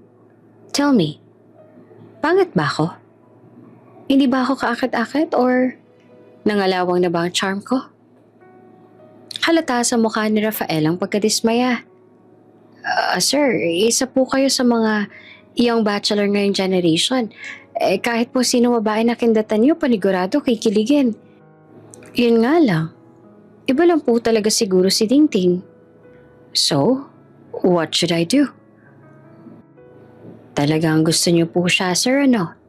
Mapangahas na tanong ni Len. Yes, I like her. I really like her. She has a thing na hindi ko maintindihan. I'm super attractive to her, and I really want to know her. The eagerness and the curiosity kill me so much. I must do something, Len. Nakita ni Len sa mga mata at dama sa mga salita ni Rafael na seryoso ito sa kanyang sinasabi. Kaya naman, bilang tapat na sekretarya ay may naisip itong plano upang maisakatuparan ang nais ng kanyang boss. Kinabukasan habang naglilinis ng estante si Dingding sa opisina ay biglang may sinabi si Rafael. Dingding, paki-receive naman yung package sa baba at isukat mo yun for fitting. Magpatulong ka kay Len if need ng adjustment para may paayos natin kaagad. Then mag-file ka ng undertime. Wika ni Rafael habang siya nagbubuklat ng mga papel. Bakit po sir? Pagtataka ni Dingding. We're going to an event this evening at ikaw ang sasama ko. I'll fetch you at exactly 8 p.m. sa bahay niyo. So you must prepare yourself early. Po? Biglang bumaling si Dingding at nanlaki ang mga mata. Tuloy pa rin si Rafael sa pagbuklat, kalmado. Ngunit sa kaibuturan ng kanyang puso ay halos magtatatalo na ito sa tuwa dahil alam niyang magtatagumpay ang plano. You heard me? Do I have to repeat what I've said? Masungit itong tanong. Napakagat ng kanyang labi si Dingding. Hindi po, sir. Ang ibig ko pong sabihin ay, bakit po ako? Hindi po ba dapat si Len ang kasama ninyo? Huminto si Rafael sa kanyang ginagawa at tumingin kay Dingding. Matalim ang kanyang mga titig at punong-puno ng otoridad. Ikaw ang gusto kong kasama. Baks, anong gagawin ko? Namumroblemang daing ni Dingding pagkatapos niyang ikwento ang lahat ng pagka-uwi niya. Maaga siyang pinauwi ni Rafael upang makapaghanda para sa event mamaya. Mabuti na lang at nasa labas si Liam, nakikipaglaro sa kanyang mga kaibigan. Si Carla naman ay pupungas-pungas dahil kagagising lamang nito. Wait, anong klaseng event ba yan? May gown ka na ba? Anong motive? Magka-size kayo ng paa ni Mama, hindi ba? Kailangan natin pumunta sa bahay para mahanap kita ng heels. Nababagay sa damit mo. Ano pa ba? Makeup. Kailangan mo ng makeup at hair. Tarantang sabi ni Carla. Baks, anong heels at makeup at gown? Ano pinagsasasabi mo? Hindi yan ang pinoproblema ko. Inis na sabi ni Dingding. Ay, hindi ba yun? Sorry. Anong problema mo? Ani ni Carla. Napaupo na lang sa kama si Dingding sa kama ni Carla. Napahilamas ang mukha sabay sa lumbaba. Kinagat ang kanyang labi sa ibaba. Alam mo, Bax, hindi ko alam ang kinakastress mo. Parang may event lang naman kayong pupuntahan, hindi ba? Di ba sanay ka naman sa mga ganon dahil sa party hub? Hindi na rin naman ako mag-aalala kung papainumin ka nila doon ng alak dahil mataas naman ang alcohol tolerance mo. At alam mong kontrolin ang sarili mo, so what's the problem? Bax, sino bang hindi masistress? Kaming dalawa lang, ni driver wala. Big event yun. Anong gagawin ko doon? Sa hamak na janitress lang naman ako. Yun ba talaga? Okay, fine, hindi yun. Namumroblema ako dahil magkakasama kami na Rafael. Alam mo naman ang dinadanas ko sa kanya araw-araw. Hindi naman ako manhid para hindi makaramdam ng nagpapapansin siya sa akin. Gwapo at gentleman si sir. Mabait kaso. Kasi baka natawa lang si Carla. Baka makita niya si Liam. Hay, akala ko bang inaakala mo ay baka magkaroon ng baby number 2? Bax! Sigaw ni Dingding at hinampas si Carla. Okay. I'm making this conversation light. Paano magkapag-isip tayong dalawa? Pero kasi Bax, boss mo siya at wala naman tayong magagawa kung yun ang gusto niya. And don't worry, pag sinundo ka niya mamaya, magpaalam ka na lang ng maaga kay Dia at ikaw na mag-abang sa kanya sa labas. Huwag mo na siyang papasukin dito sa loob. Reasonable naman yun dahil paalis na kayo. Dudungaw na lang kami sa bintana. Ano, okay na? And my additional reminder ako ha, be natural. Walang ibang nakakaalam ng koneksyon ni Bagets at ng boss mo kung hindi ako lang naman at ikaw. O ano, okay ka na? Kalmado ka na? Nakahiya ng maluwag si Dingding. Sa sobrang dami niyang iniisip ay hindi sumagi sa kanyang isipan na pwede nga pala niya yung gawin. Thank you, Baksa. Hindi ko alam talagang gagawin ko kung wala ka. Len, you know what to do. Ikaw nang bahala sa lahat, okay? Lalo na pag dumating si Yvette. Never ever say to her about the event later this evening. Baka mag-expect na naman siya na siyang isasama ko doon. I gotta go. Para makapag-prepare na sa event at side date namin mamaya. Ngiting-ngiting sabi ni Rafael. Halatang mas nasasabik pa siya sa magiging date nila kesa sa event na magaganap. And one more thing. Thank you very much. Lalo na sa naging idea mo. Naku, wala yun sir. Basta be yourself. Alam ko namang makukuha mo din ang kiliti ni Dingding. Ngiti-ngiti nitong sabi. At saka po pala sir, medyo bawasan natin yung mga banat natin ha. Ang cringe pakinggan eh. Payo ni Len. Si Len ang orihinal na kasama ni Rafael sa event dahil siya ang sekretarya nito. Ngunit naisip ni Len na ito na ang pagkakataon ng kanyang boss upang maaya ng date si Dingding. Hayagan naman ang kilos ni Rafael na may gusto ito sa dalaga at hindi naman to tinanggihan ni Rafael. Sadyang mailap lang si Dingding sa kanya at hindi niya yon maintindihan. Oras nang lumipas at matiwasay na nagtatrabaho ang lahat. Ngunit laking gulat ang lahat nang may dumating na bisita na hindi nila inaasahan. Suot ang very fashionable pink power suit, pillbox hat sa ulo, Shades at pink na heels na umaalingaw sa pasilyo ang pagtama ng takong sa sahig at naging dahilan ng agaw atensyon nitong pagdating. Idagdag pa ang chihuahua nitong aso na kanyang karga-karga habang naglalakad ay napalingon ng lahat. Isa si Len sa nakakita sa pagdating ng babae at kilala niya kung sino ito. Siya si Yvette, ang babaeng sinasabi na Rafael na kanyang bilin. Mabait naman si Yvette. Nuknukan lang ng arte at patay na patay kay Rafael. Panay ang buntot nito kay Rafael kahit saan ito magpunta. Kaya niyang bitawan ng lahat para kay Rafael. Ganun siyang kabaliw sa binata. Subalit kahit anong gawin ni Yvette ay hindi sila pareho ni Rafael na nararamdaman sa isa't isa. Napalunok ng matindi si Len. Alam niyang siya ang hinahanap ni Yvette at kailangan niyang gawin ang lahat upang hindi matunto ni Yvette ang kaniyang boss. Tumuntong na ang 8 ng gabi. Nasa labas pa rin si Dingding ng kanilang bahay. Tulad ng plano nila ni Carla, patahong nakadungaw magninang sa siwang ng bintana. Ang ganda po ni Mama Ninang para siyang artista. Papuri ni Liam habang nakatanaw sa ina. Siyempre naman, plus ako pang nag-ayos sa kanya. Kaya naman, super perfect. Habang nag-uutuan ng magninang ay siya namang pagdating ni Rafael. Agad niya natanaw si Dingding. Suot ang dilaw na damit na may disenyong maliliit na bulaklak. Nakatindig ito sa tapat ng gate at nang nakita nitong sasakyan ni Rafael ay nagsimula na itong maglakad. Sa bawat hakbang ng dalaga, ang magaan na tela ay waring sumasayaw. Bagyang nakalantad ang mga balikat na disenyo nito. Konkret para magmukha siyang mahinhin, pero may halong tapang dahil sa maikli nitong buhok.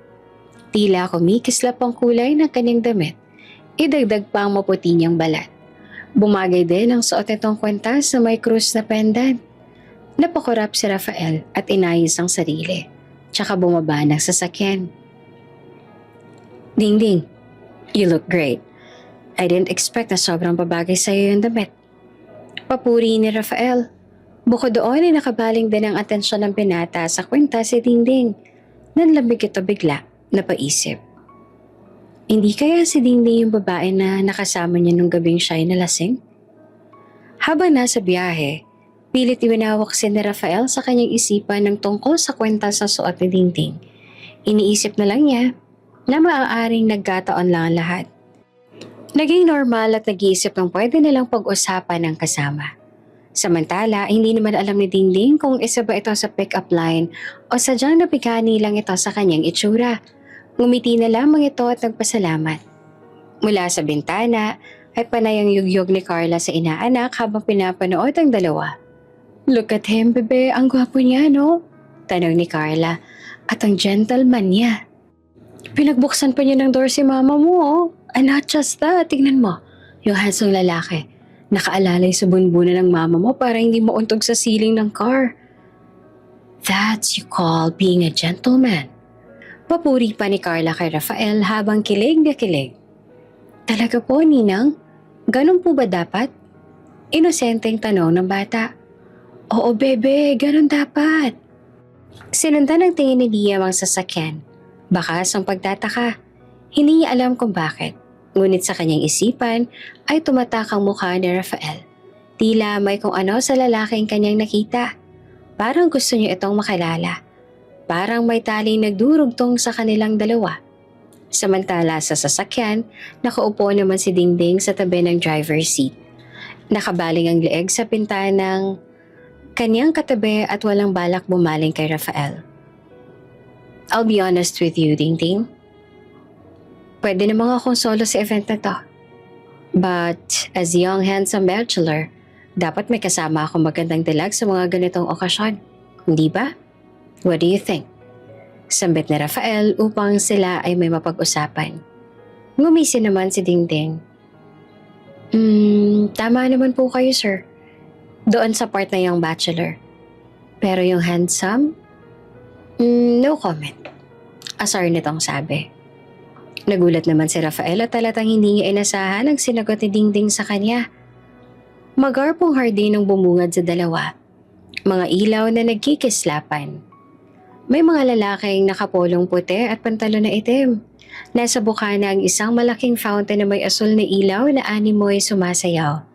Lahat ng mga bumababa sa sasakyan ay nagpapagandahan ng kasuotan. Ngunit kahit gaanong kagarbo ang lugar at nagkalat ang mamagandang dalag, ang mga mata ni Rafael ay walang ibang nais kung hindi ang titigan ng kagandahan ni Dingding. Sir, medyo nakakailang na po yung mga titig nyo. Hindi po ba dapat nakikihalubilo kayo sa mga CEO o di kaya sa mga bachelors na tulad ninyo? Tanong ni Dingding. Magkatabi ang dalawa sa isang malaking bilog na mesa. Inilibot ni Dingding ang kanyang mga mata upang malibang. Samantalang si Rafael naman ay nakatingin lang sa dalaga. Yes, you're right. Dapat ganun na ginagawa ko sa mga oras na to. Tulad ng ginagawa nilang lahat. Nililibot ang bawat sulok ng malaking hall na to para makipagkwentuhan at makipagkamustahan sa mga taong hindi ko naman kalala. Uubusin ang oras at laway para purihin ang mga damit at alahas silang suot. Wika ni Rafael habang nilalaro ang table napkin sa kanyang harapan. Pero sad to say, hindi ako ganoon. Sabay buntong hininga at baling sa katabing si Dingding. Kaya nga kita sinama dito para ipakita ang mundo ko. Gusto kitang dalhin sa dalawang mundong ginagalawan ko para makalala mo kung sino ako. At kinindatan nito si Dingding. Naramdaman ni Dingding ang kanyang mga pisngi na nanginginit. Gusto niyang hawakan ng mga ito ngunit baka akalain ni Rafael na siya'y kinikilig. Umiwas na lang ito ng tingin at nilibang ang sarili. Ilang sandali pa at isa-isa nang namatay ang ilaw. Hudyat na magsisimula na ang programa. Nakaabangan lahat. Ngunit imbes na manood, hinawakan ni Rafael ang kamay ni Dingding at inayang lumabas. Sir, teka po, hindi ba dapat ay nasa loob tayo? Dahil nandun ang event, bakit po tayo lalabas? Tanong ni Dingding. Nasa bukana ng hall ang dalawa. Hinihintay ang kanilang sasakyan. Sabi ko naman sa'yo, diba? Ipapakita ko sa'yo kung sino talaga ako. Wika nito na hawak pa rin ang kamay ni Dingding. Dumating ang sasakyan. Matapos kunin ang susi, ay pinagbuksan ni Rafael si Dingding ng pinto. Inalalayan. Nakita ito ng mga valet parker. Hindi nila maiwasang hindi kiligin sa nakita. Drive safe po, sir. Ani ng valet parker. Oo naman, iingatan ko talaga. Dahil kasama kong girlfriend ko. Biro pa ni Rafael. Sir, inis itong sabi. Bakit? May magagalit ba? Wika ni Rafael. Napakagat na lang sa labi si Dingding at binaling na naman ang tingin sa bintana. Hindi na lang umimik. Halo-halong emosyon ang nararamdaman ni Dingding noong oras na yon. Ayaw niyang maging asyomera, ngunit hayagan din naman si Rafael sa kanyang motibo sa kanya. Habang nag-iisip si Dingding ng kung ano-ano ay hindi nito na malayang nakahinto na pala sila. Nasa isang parking lot na may katabing food park. Tara, kain tayo. Nagugutom na ako. May alam ako masarap na kainan ng pares dito. Biglang napabaling si Dingding. Pares? Oo, masarap ang pares dito. Dito ako palaging kumakain ng pares. Ani ni Rafael habang nagtatanggal ng kanyang coat at iba pang borloloy sa katawan. Biglang nasabik si Dingding. Palabas na sana siya ng sasakyan nang bigla siyang pigilan ni Rafael. Wait, take off your heels. Pinagdala kita ng slippers para mas komportable ka sa paglalakad. Sabay kuha ng isang paper bag na nasa kanilang likuran. Muli ay namula si Dingding at napakagat ng kaniyang labi. Hindi naman inaasahan ni Dingding ang mga sumunod na nangyari. Hindi niya akalain na ang isang Rafael Villafuerte ay isa ring taong kalye. Sa food park na kanilang pinuntahan ay kilalang kilala si Rafael. Cho ang tawag ng lahat sa kanya, lalo na sa paresa na kanilang pinuntahan. Walang arte, walang bakas ng pagkamayaman, hindi metikulosa, walang yabang at walang angas. Oh, heto, mainit ha, dahan-dahan. Ani ni Rafael matapos ibaba ang mangkok ng pares sa harap ni Dingding. Asikasong-asikaso ni Rafael si Dingding. Hindi niya ito pinapatayo at siyang kumukuha ng lahat. Napapangiti naman si Dingding ng lihim dahil ngayon niya lang naranasan ng ganitong pagsisilbi sa kanya. Pinagsaluhan ng dalawa ang mainit na pares. Kasabay ng mga banat ni Rafael at mga pagbasag ni Dingding sa mga ito. Sabay tatawa ng malakas. Nakikita niya kung gaanong kakengkoy ang binata. Ibang-iba sa metikulosong Rafael sa opisina. Sir, thank you. Ani ni Dingding na sila ay nasa sasakyan na. Wala yon, gusto ko lang naman talagang ipakita sa'yo kung sino talaga ako. I may be super OC sa office, pero marunong din naman akong lumugar. Kaya ko naman na mag-adjust. Kaya kong magbago para sa taong mahal ko. Wika ni Rafael. Lumalim na ang gabi, kaya naman inihatid na ni Rafael si Dingding. Kung kanina ay halos mapanisan ng laway si Dingding at nakabaling lang sa bintana, ngayon ay nagagawa na nitong humarap kay Rafael at makipag-usap. Samantala, lula ng pink na sasakyan ay naroon si Yvette. Sobrang kanyang pagkatismaya dahil kahit anong piga niya kay Lenlen ay hindi niya malaman kung nasaan si Rafael. Kaya naman siya na mismo ang naganap sa binata. Ngunit kabiguan lang kanyang inabot. Hanggang binalak na lang niyang umuwi at magmukmok. Habang binabagtas ang daan pa uwi, hindi sinasadyang isang pamilyar na kotse ang kanyang namataan sa kanyang tabi. Hindi ako maaaring magkamali. Sasakyan pa ni Rafael. Teka nga, tingnan ko nga yung plate number. Wika pa ni Yvette. Pinuuna niyang sasakyan at sinipat ang plate number. Nagkaroon ito ng ideya. Sinundan niya ang sasakyan hanggang sa marating na sila sa isang bahay. Kaninong house to? Napatakip si Yvette ng kanyang bibig. OMG. Rafael, are you cheating on me? Salamat sa paghatid. Sabi ni Dingding sabay ngiti. Ito ang unang beses nga nangitian ni Dingding si Rafael. Nang makita ito na Rafael ay parang tatalo ng kanyang puso sa tuwa. Subalit hindi niya yun pwede ipahalata. No problem, it's my obligation. Ngunit ang kislap ng mga mata nito ay hindi maitatago ang kanyang pag-uumapaw na tuwa. Sige na, pumasok ka na para makapagpahinga ka na. Hindi alam ng dalawa na nakadungaw ang magninang sa bintana. Halos maihi naman si Carla sa kilig. Si Liam naman ay titig na titig sa lalaking kasama ng kanyang ina. Bumukas ang pinto kaya naman tumakbo ang dalawa sa sofa upang umupo. Kunwaring may ginagawa.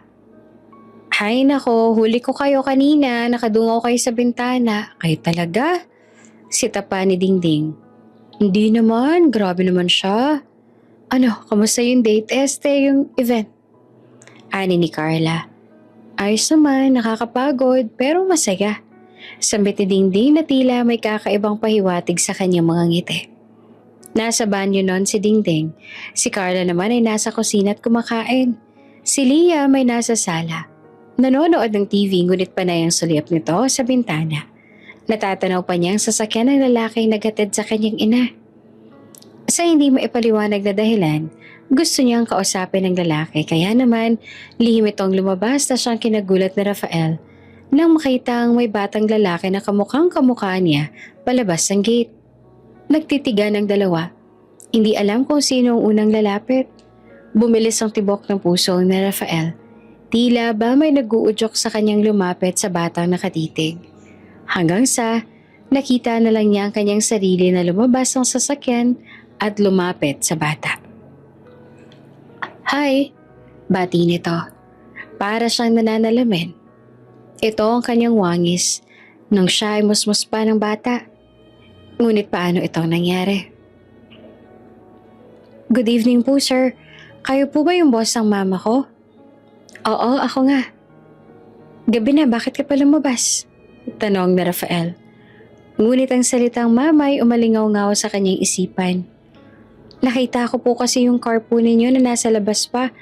Gusto ko rin po na mag-thank you dahil hinatid niyo po pa uwi ang mama ko. Thank you po. Ani ni Liam. Wala yun.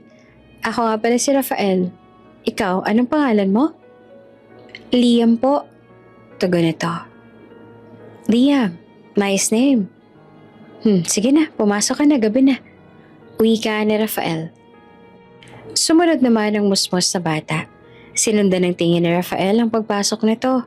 Naguguluhan, biglang nangamba. Nagulat dahil may anak na pala ang babaeng kanyang nagugustuhan. Ngunit sa kabila nito, Ngayon ay naiintindihan niya na kung bakit naging mailap ang dalaga sa kanya. Lula ng kanyang sasakyan, hindi maalis sa isipan ni Rafael ang wangis ng batang si Liam. Nang gabi rin yon, pagka-uwi niya sa kanyang bahay, ay humanap siya ng luma niyang larawan. Tinitigan magdamag. Akong ako yon. Kamukhang kamukha ko si Liam. Pero paano nangyari yon? Wika nito sa kanyang sarili. Bigla rin sumagi sa kanyang isipan ang kwintas sa suot ni Dingding. Hindi kaya anak ko si Liam? Samantala, kinikilig na ibinahagi naman ni Dingding ang nangyari sa kanila ni Rafael kay Carla. Nasa sala pa rin noon si Liam at nasa kusina silang dalawa. Makikita ang kilig nito sa bawat salita. Ang kislap ng mga mata ng dalaga. Ang saya na kumawala na rin sa wakas. Bax, I'm very happy for you.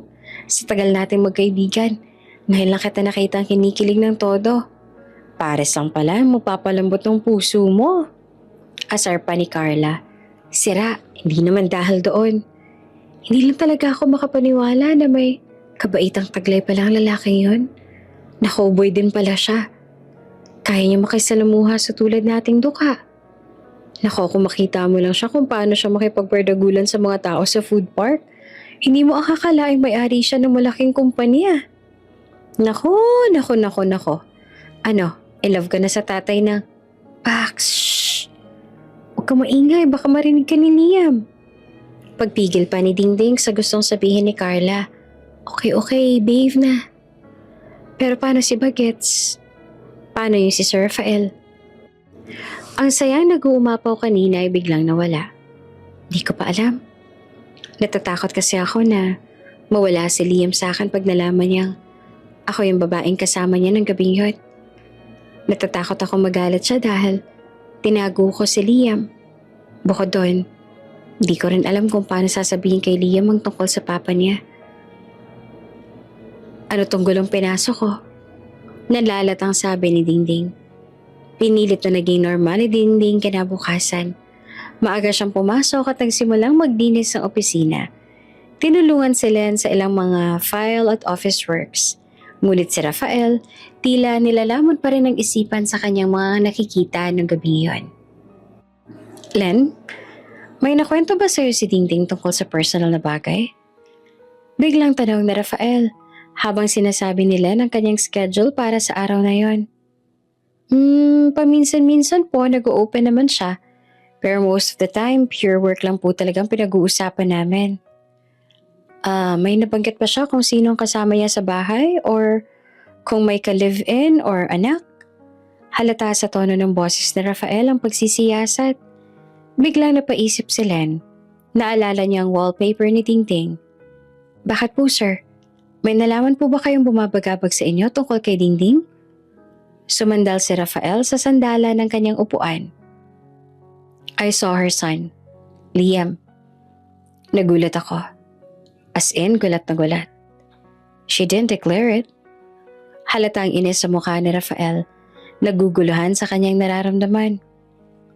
Sir, hindi naman po sa pero kung ako po ba yung may anak at hindi ko po dineclare, ganyan din po ba magiging reaksyon ninyo? Sunod na tanong na Len. Nagulat si Rafael sa tanong ng kanyang sekretarya. Of course. Yes. Talaga po ba, sir? Big deal sa inyo? Or naging big deal lang siya dahil si Dingding ang may anak? Natahimik si Rafael at hindi na nakasagot. Sir, alam naman po natin na may gusto kayo kay Dingding. Hindi naman po tayo hahantong sa ganitong setup kung wala. Joke lang po ito, diba? Pero sir, kung talagang gusto niyo siya, hindi magiging hadlangan na karaan niya. Ano ngayon kung may anak siya? Kung single mom siya? I'm sure ang dahilan niya naman kung bakit niya tinago ang bagay na yon ay para makakuha ng trabaho. Hindi ko ba naman kasi alam kung bakit may diskriminasyon ng bansa natin sa pagiging dalagang ina. May anak lang sa pagkadalaga, bumababa na agad ang tingin nila sa tao. Hindi ba nila alam na ang single mom ay dapat hangaan dahil kahit iniwan sila ng partners nila, kaya nilang tumayo mag-isa para itaguyod ang mga anak nila? Tuluyan na nadala si Len sa kanilang usapan. May punto naman ang mga sinabi ni Len. Naliwanagan si Rafael sa tunay niyang nararamdaman at iniisip. Paalis na noon si Len. Ngunit muli itong bumaling kay Rafael. At saka nga po pala sir, kung talagang mahal mo siya, matatanggap mo kung sino siya. Mula sa nakaraan niya hanggang sa kasalukuyan. At pati ang anak niya ay mamahalin mo rin. Hindi lang si Dingding. At dapat mas mahal mo ang anak niya, higit sino man. Tama lahat ang sinabi ni Len sa kanya. At bukod doon, may kakaibang connection siyang nararamdaman sa bata. Kaya mula ng araw na yon, lihim niya nang sinubaybayan ng bata. Tuwing may meeting siya sa labas o hindi kaya may bakanting oras, ay dumadaan siya sa bahay ni Dingding. Tinatanaw mula sa malayo ang bata. Minsan nagkakaroon siya ng lakas ng loob na kausapin ito. Hanggang sa tuwing nakikita siya ni Liam ay kusa na itong lumalapit sa kanya upang batiin at minsan ay makipagkwentuhan. Sa ganitong paraan, nakilala niya si Liam. Hello po, Tito Rafael. May dinaanan po ulit kayo na malapit dito? Ani ni Liam. Oo, meron akong binili na malapit dito kaya heto, pinuntahan na rin kita. Bakit nagsasawa ka na ba sa itsura ko? Dahil araw-araw kitang pinupuntahan? Naku, hindi po. Natutuwa nga po ako kasi palagi niyo po akong pinupuntahan tsaka palagi po ako may pasalubong galing sa inyo. Pabulong nitong sabi. Hindi lang pagtanaw at pagkamusta ang ginagawa ni Rafael. May bitbitin nitong kung ano-ano. At madalas ay pagkain, tinapay, merienda. Sekreto lang dalawa ang palagi niyang pagpunta. Samantala, hindi lamang si Rafael ang may lihim na pagmamanman na ginagawa. Walang kamalay-malay ang lahat na nagmamasid rin si Yvette sa lahat ng kanilang mga galaw. That janitress. Ang kapal naman ng mukha niyang landain sa Rafael ko. Tapos malaman-laman ko na may anak na pala siya. This cannot be. Kilala ko ang mga tulad niyang babae. Lalandain niya lang isang mayamang lalaki para hututan. Magpapaawa at gagamitin ang kawawang nilalang para makakuha ng pera. Pera lang naman ang habol ng babaeng yan. I have to do something para maalis ko sa buhay namin ng babaeng yan. Kailangan kong imulat ang mga mata ni Rafael at ipakita ang tunay na katauhan ng babaeng yan. Gigil nitong sabi habang nakatanaw kay Rafael at kausap nito ang batang si Liam mula sa malayo. Nang araw ding yon, habang wala si Rafael sa opisina, ay tiyempong pumunta si Yvette at dumiretso sa opisina ni Rafael. Nang mga oras na yon ay magkasama ang dalawa, si Len at Dingding na nag-aayos ng conference room para sa meeting. Ma'am, ano pong ginagawa niyo dito? Gulat na sabi ni Len. Bigla na lang kasi itong pumasok sa conference room. Suot ang neon pink niyang dress at bitbit pa rin ang chihuahua niyang aso. Bakit? Sino ka ba para sitahin ako ng ganyan? Isa ka lang namang sekretary. Baka nakakalimutan mo. Pag naging asawa na ako ni Rafael, ako nang mamimili ng magiging secretary niya. Kaya magdasal ka na. Banta nito. Nagulat si Dingding sa kanyang narinig. Unang beses niya lang din nakita ang babaeng kulay pink. Matapang ang kanyang aura at bukod doon, nagulat siya dahil may nobyo na pala si Rafael. Agad ito nag-isip at natawa na lang sa kanyang sarili. Hay, sinasabi ko na nga ba, ilusyon na lang isang katulad ni Rafael na magkagusto sa akin. Ngayon, sigurado na ako naaaliw lang siya sa akin. Sino ba naman kasi ako? Isang hamak na janitress lang naman. Oo, may anak nga kami pero ako lang naman na nakakaalam. Wika ni Dingding sa kanyang sarili. Habang malalim ang iniisip ni Dingding, hindi nito na malayang kinakausap na pala siya ni Yvette. Bingi ba tong janitress na to? Gigil na sabi ni Yvette. Po? Balik na tanaw ni Dingding. Ang sabi ko, gusto ko mag-absent ka at huwag mong sasabihin yun kay Rafael. Magdahilan ka ng kahit ano. Dahil isasama kita bilang yaya ka sa isang event. I wouldn't accept no for an answer. At may inilapag itong paper bag sa mesa. Ayan ang susuotin mo, entiendes? Ipapasundo ka sa driver ko. Don't be late. Sabay talikod at alis.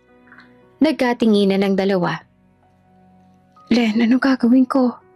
Tanong ni Dingding sa kasama. Mabuti pa, sundin mo na lang siya. Wala na tayong magagawa. Anak siya ng major stockholder ng kumpanya. Bukod kay sir, makapangyarihan ng pink na babaeng yun. Kahit nakakainis siya, boss pa rin natin siya. Huwag mo na lang pansinin ang mga sinasabi niya. Hindi naman siguro yun nakakainom ng gamot kaya ganon. Payo pa ni Len. Ako nang bahala kay sir bukas. Wala na naman siguro yung magawa kaya nanggugulo ng mga tao dito sa opisina. Dagdag pa ni Len. Kahit sinabi ni Len na huwag pansinin ang mga sinabi ni Yvette ay hindi naman yan mawaglit sa kanyang isipan. Natatawa na lang siya sa kanyang sarili dahil doon niya napagtanto na tama ang sinabi ni Carla. Umaasa siya kay Rafael, lalo na nang nakilala niya ito ng lubusan. Ngunit sa mga nangyayari, tila tadhana na nagsasabi ng kasagutan na hindi sila para sa isa't isa. Ano ba naman yung boss mo? Ngayon maid naman ang ganap mo. Yung totoo cosplayer ba siya? Tanong ni Carla habang tinutulungan magbihis si Dingding. Ganap na ganap naman ang damit mo. May apron pa ha? Hindi naman si Sir Rafael ang sasamahan ko eh. Yung anak ng major stockholder. Nakita niya sigurong bago ako kaya ayun, ako'y napagdiskitahan. Paliwanag ni Dingding. So walang kanalaman si Sir dito. Umiling si Dingding. Inilihim nito ang kanyang nalaman dahil ayaw niyang maging masama ang imahe na Rafael sa kaibigan. Kamusta naman kayong dalawa? Any development? Anong development yung pinagsasasabi mo? Box naman, para namang ano to? Hindi ba nagkakaintindihan na kayo? Sabi mo okay naman siya. Okay na kayo? Wala pa ba siyang move na ginagawa? Hindi ka pa ba niya tinatanong kung pwede kanyang ligawan? Diretsong tanong ni Carla. Napakagat ng labi si Dingding. Dahil paano namang mangyayaring ligawan kung may kasintahan nga si Rafael at yon ay si Yvette. Magsasalita pa lang dapat si Dingding ngunit biglang may bumisina sa labas. Matapos silang masundo ni Yvette ay ginampanan ni Dingding ang kanyang gawain. Siya nga ay naging alalay ni Yvette ng gabing iyon. Pagpasok pa lang nito ay tila matyaga na ang kanyang trabaho. Hinawakan ng laylayan ng pink na gown upang hindi maipit sa pinto at madumihan. Siya rin ang unang bumaba ng sasakyan upang alalayan si Yvette. Dala niya ang bag ni Yvette at pasunod-sunod kahit saan man itong magpunta. Wala namang problema yun kay Dingding hanggang sa hindi niya inaasahang may makita. Sir, Rafael? Gulat nitong sabi.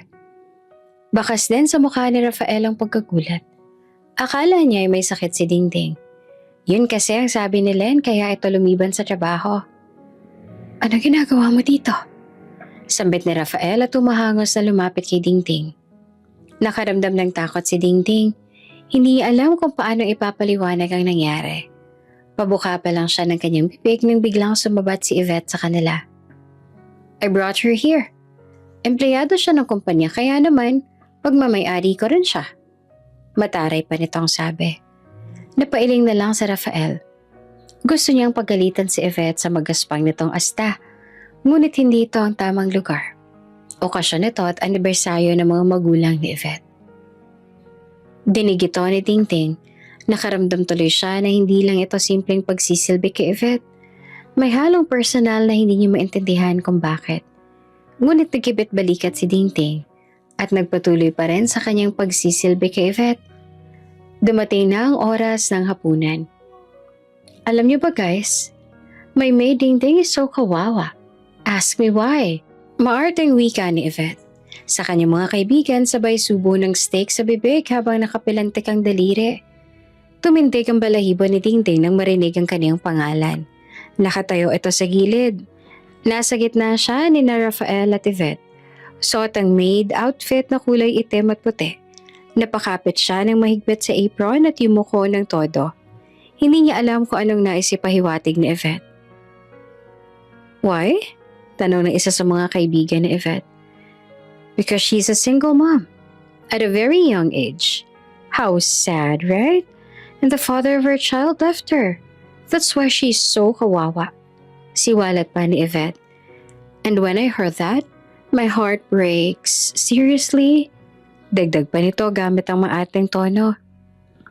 Na she's not kawawa. That's her fault. Kaya nga taas-taas ang utak nating mga humans para gamitin eh. At hindi pang display lang. Hindi siya dapat kaawaan. She deserves that. Dahil kung ginamit niya ang utak niya, hindi sana siya magkakaganyan. Then what? The child will suffer? Dahil sa kagaga. Isang malakas na kalabog ang umalingaw-ngaw sa paligid. Nagulat ang lahat nang biglang hinampas si Rafael ang mesa ng malakas. No, she's not. Because I'm the father of her child. Siwalat ni Rafael na ikinagulat ng lahat. Napatunghay si Dingding. Napatingin ito kay Rafael. Kumabog ang kanyang dibdib ng sobrang lakas. Don't you ever say something bad about them. Initsa ni Rafael ang table napkin sa plato ang kaniyang harap at tumayo. Namumula ito sa galit at halatang nagtitimpi. Ngunit iba ang ugali ni Yvette. Hindi niya kayang kontrolin ang kanyang emosyon, kung kaya tumayo din ito at sumisigaw. What did you say? May anak kayong dalawa? Iskandalosa nitong sabi. Lumapit si Rafael kay Dingding at hinawakan na ng lalamig nitong mga kamay. Ang lahat ay nakatingin sa kanila. Oo, at ako ang tatay ng anak niya. May problema ba doon? You cannot judge her like that. At hinila si Dingding paalis. Nagpatianod si Dingding sa paghila sa kanya ni Rafael. Hindi alam kung paano at kailan nalaman ni Rafael ang lahat. Hanggang sa nakarating sila sa may parking lot. Hila-hila pa rin siya ni Rafael nang bigla siya nagsalita. Paano mo nalaman? Kailan mo pa alam na ikaw ang papa ni Liam? Matapang na tanong ni Dingding sa kanya na kinagulat naman ni Rafael.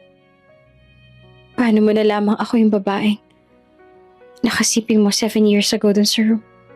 Room 3. Dugtong pa ni Rafael. Bumagal ang kanilang paglalakad hanggang sa tuluyan na silang huminto sa harap ng kaniyang sasakyan. Marahan siyang humarap kay Dingding. Ikaw ang babaeng yan. Ikaw ang babaeng may suot ng pendant na krus. Bakas ang pagtataka sa mukha ni Dingding. Teka lang, hindi mo alam? Pero ano yung sinabi mo kanina na ikaw ang papa ni Liam? Natawa si Rafael at napasandal sa kanyang kotse. I knew it. Kaya pala kamukhang-kamukha ko siya. Look, nagmamadali nitong kinuha ang kanyang wallet at ipinakita ang kanyang lumang litrato. Ipinakita niya iyon kay Dingding. Ngayon alam ko na kung bakit gano'n na lang nararamdaman ko kay Liam. Akala ko hallucination lang yun. And I'm very sorry. Kung nag-doubt ako sa nakaraan mo. I'm really, really sorry. Nagkukulan ako. Kilala mo si Liam? Yes, Dingding. I met him. And I really love him. Sekreto ko siyang pinupuntahan tuwing aalis ako ng office. I got to know him. At tanggap ko siya bilang anak mo. Bala kong pumunta sa inyo one of these days para formal na itanong sa kanya kung pwede ba kitang ligawan. I need his approval dahil anak mo siya. But now na nalaman kong anak ko siya, everything will change. The love that I feel for him becomes more. Hindi lang dahil gusto kita, pero dahil anak ko siya. Tuwang-tuwa nito ang sabi. No! Isang malakas na sigaw ang umalingaw-ngaw sa parking lot. Napabilang ang dalawa at nakita si Yvette na humahangos papalapit sa kanila. You cannot do this to me, Rafael. We're getting engaged. See? See this ring? Sabay pakita kay Rafael ng isang box ng singsing. Napahilamos naman si Rafael ng kanyang mukha. No, Yvette, please tama na yung ilosyon mo. Walang tayo at kailanman hindi naging tayo. Oo, our parents are best friends. Pero malinaw kay na dad at mom na hindi kita gusto. At si Dingding ang gusto ko, at hindi ikaw. Siwalat ni Rafael. Nagulat naman si Dingding lalo na si Yvette sa diretsong sabi ni Rafael.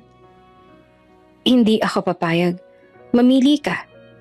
Pipiliin mo ang janitress mo na yan? O ipupull out ko ang shares namin sa kumpanya mo? Hamon pa ni Yvette. Natawa si Rafael. Aba talagang desperado ka na. Sige, go ahead. Do what you want. I started my company as a small catering service. At hindi ako takot bumalik kung saan ako nagmula. Bumaling ito kay Dingding. Tara, gusto ko na magpakilala kay Liam bilang papa niya. Umalis ang dalawa na magkahawak ang kamay. Nang gabi ring yon ay pumunta sina Rafael at Dingding sa bahay.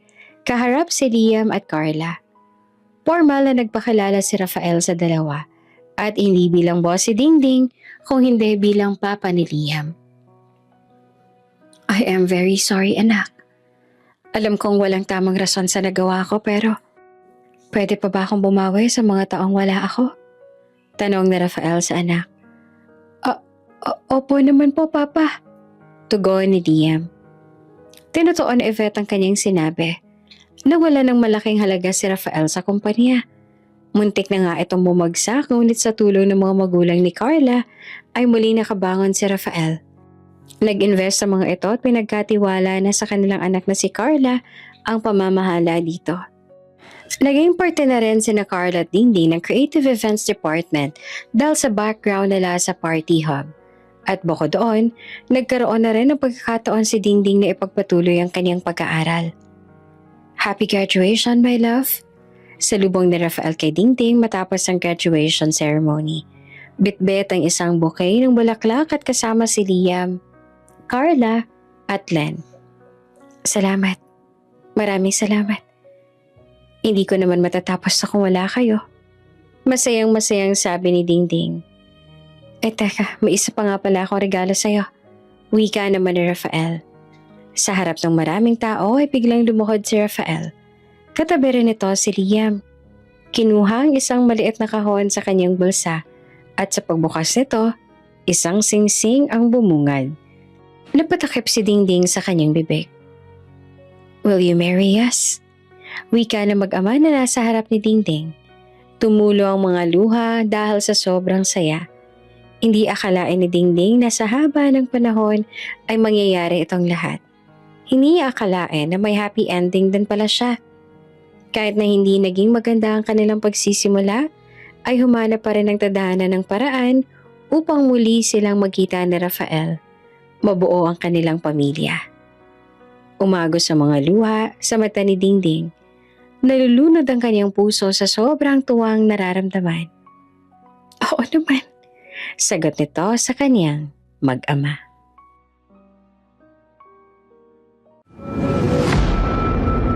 Kung bago ka pa lang sa channel na ito, Ate Jane TV, huwag kalimutang pindutin ang notification bell and subscribe button.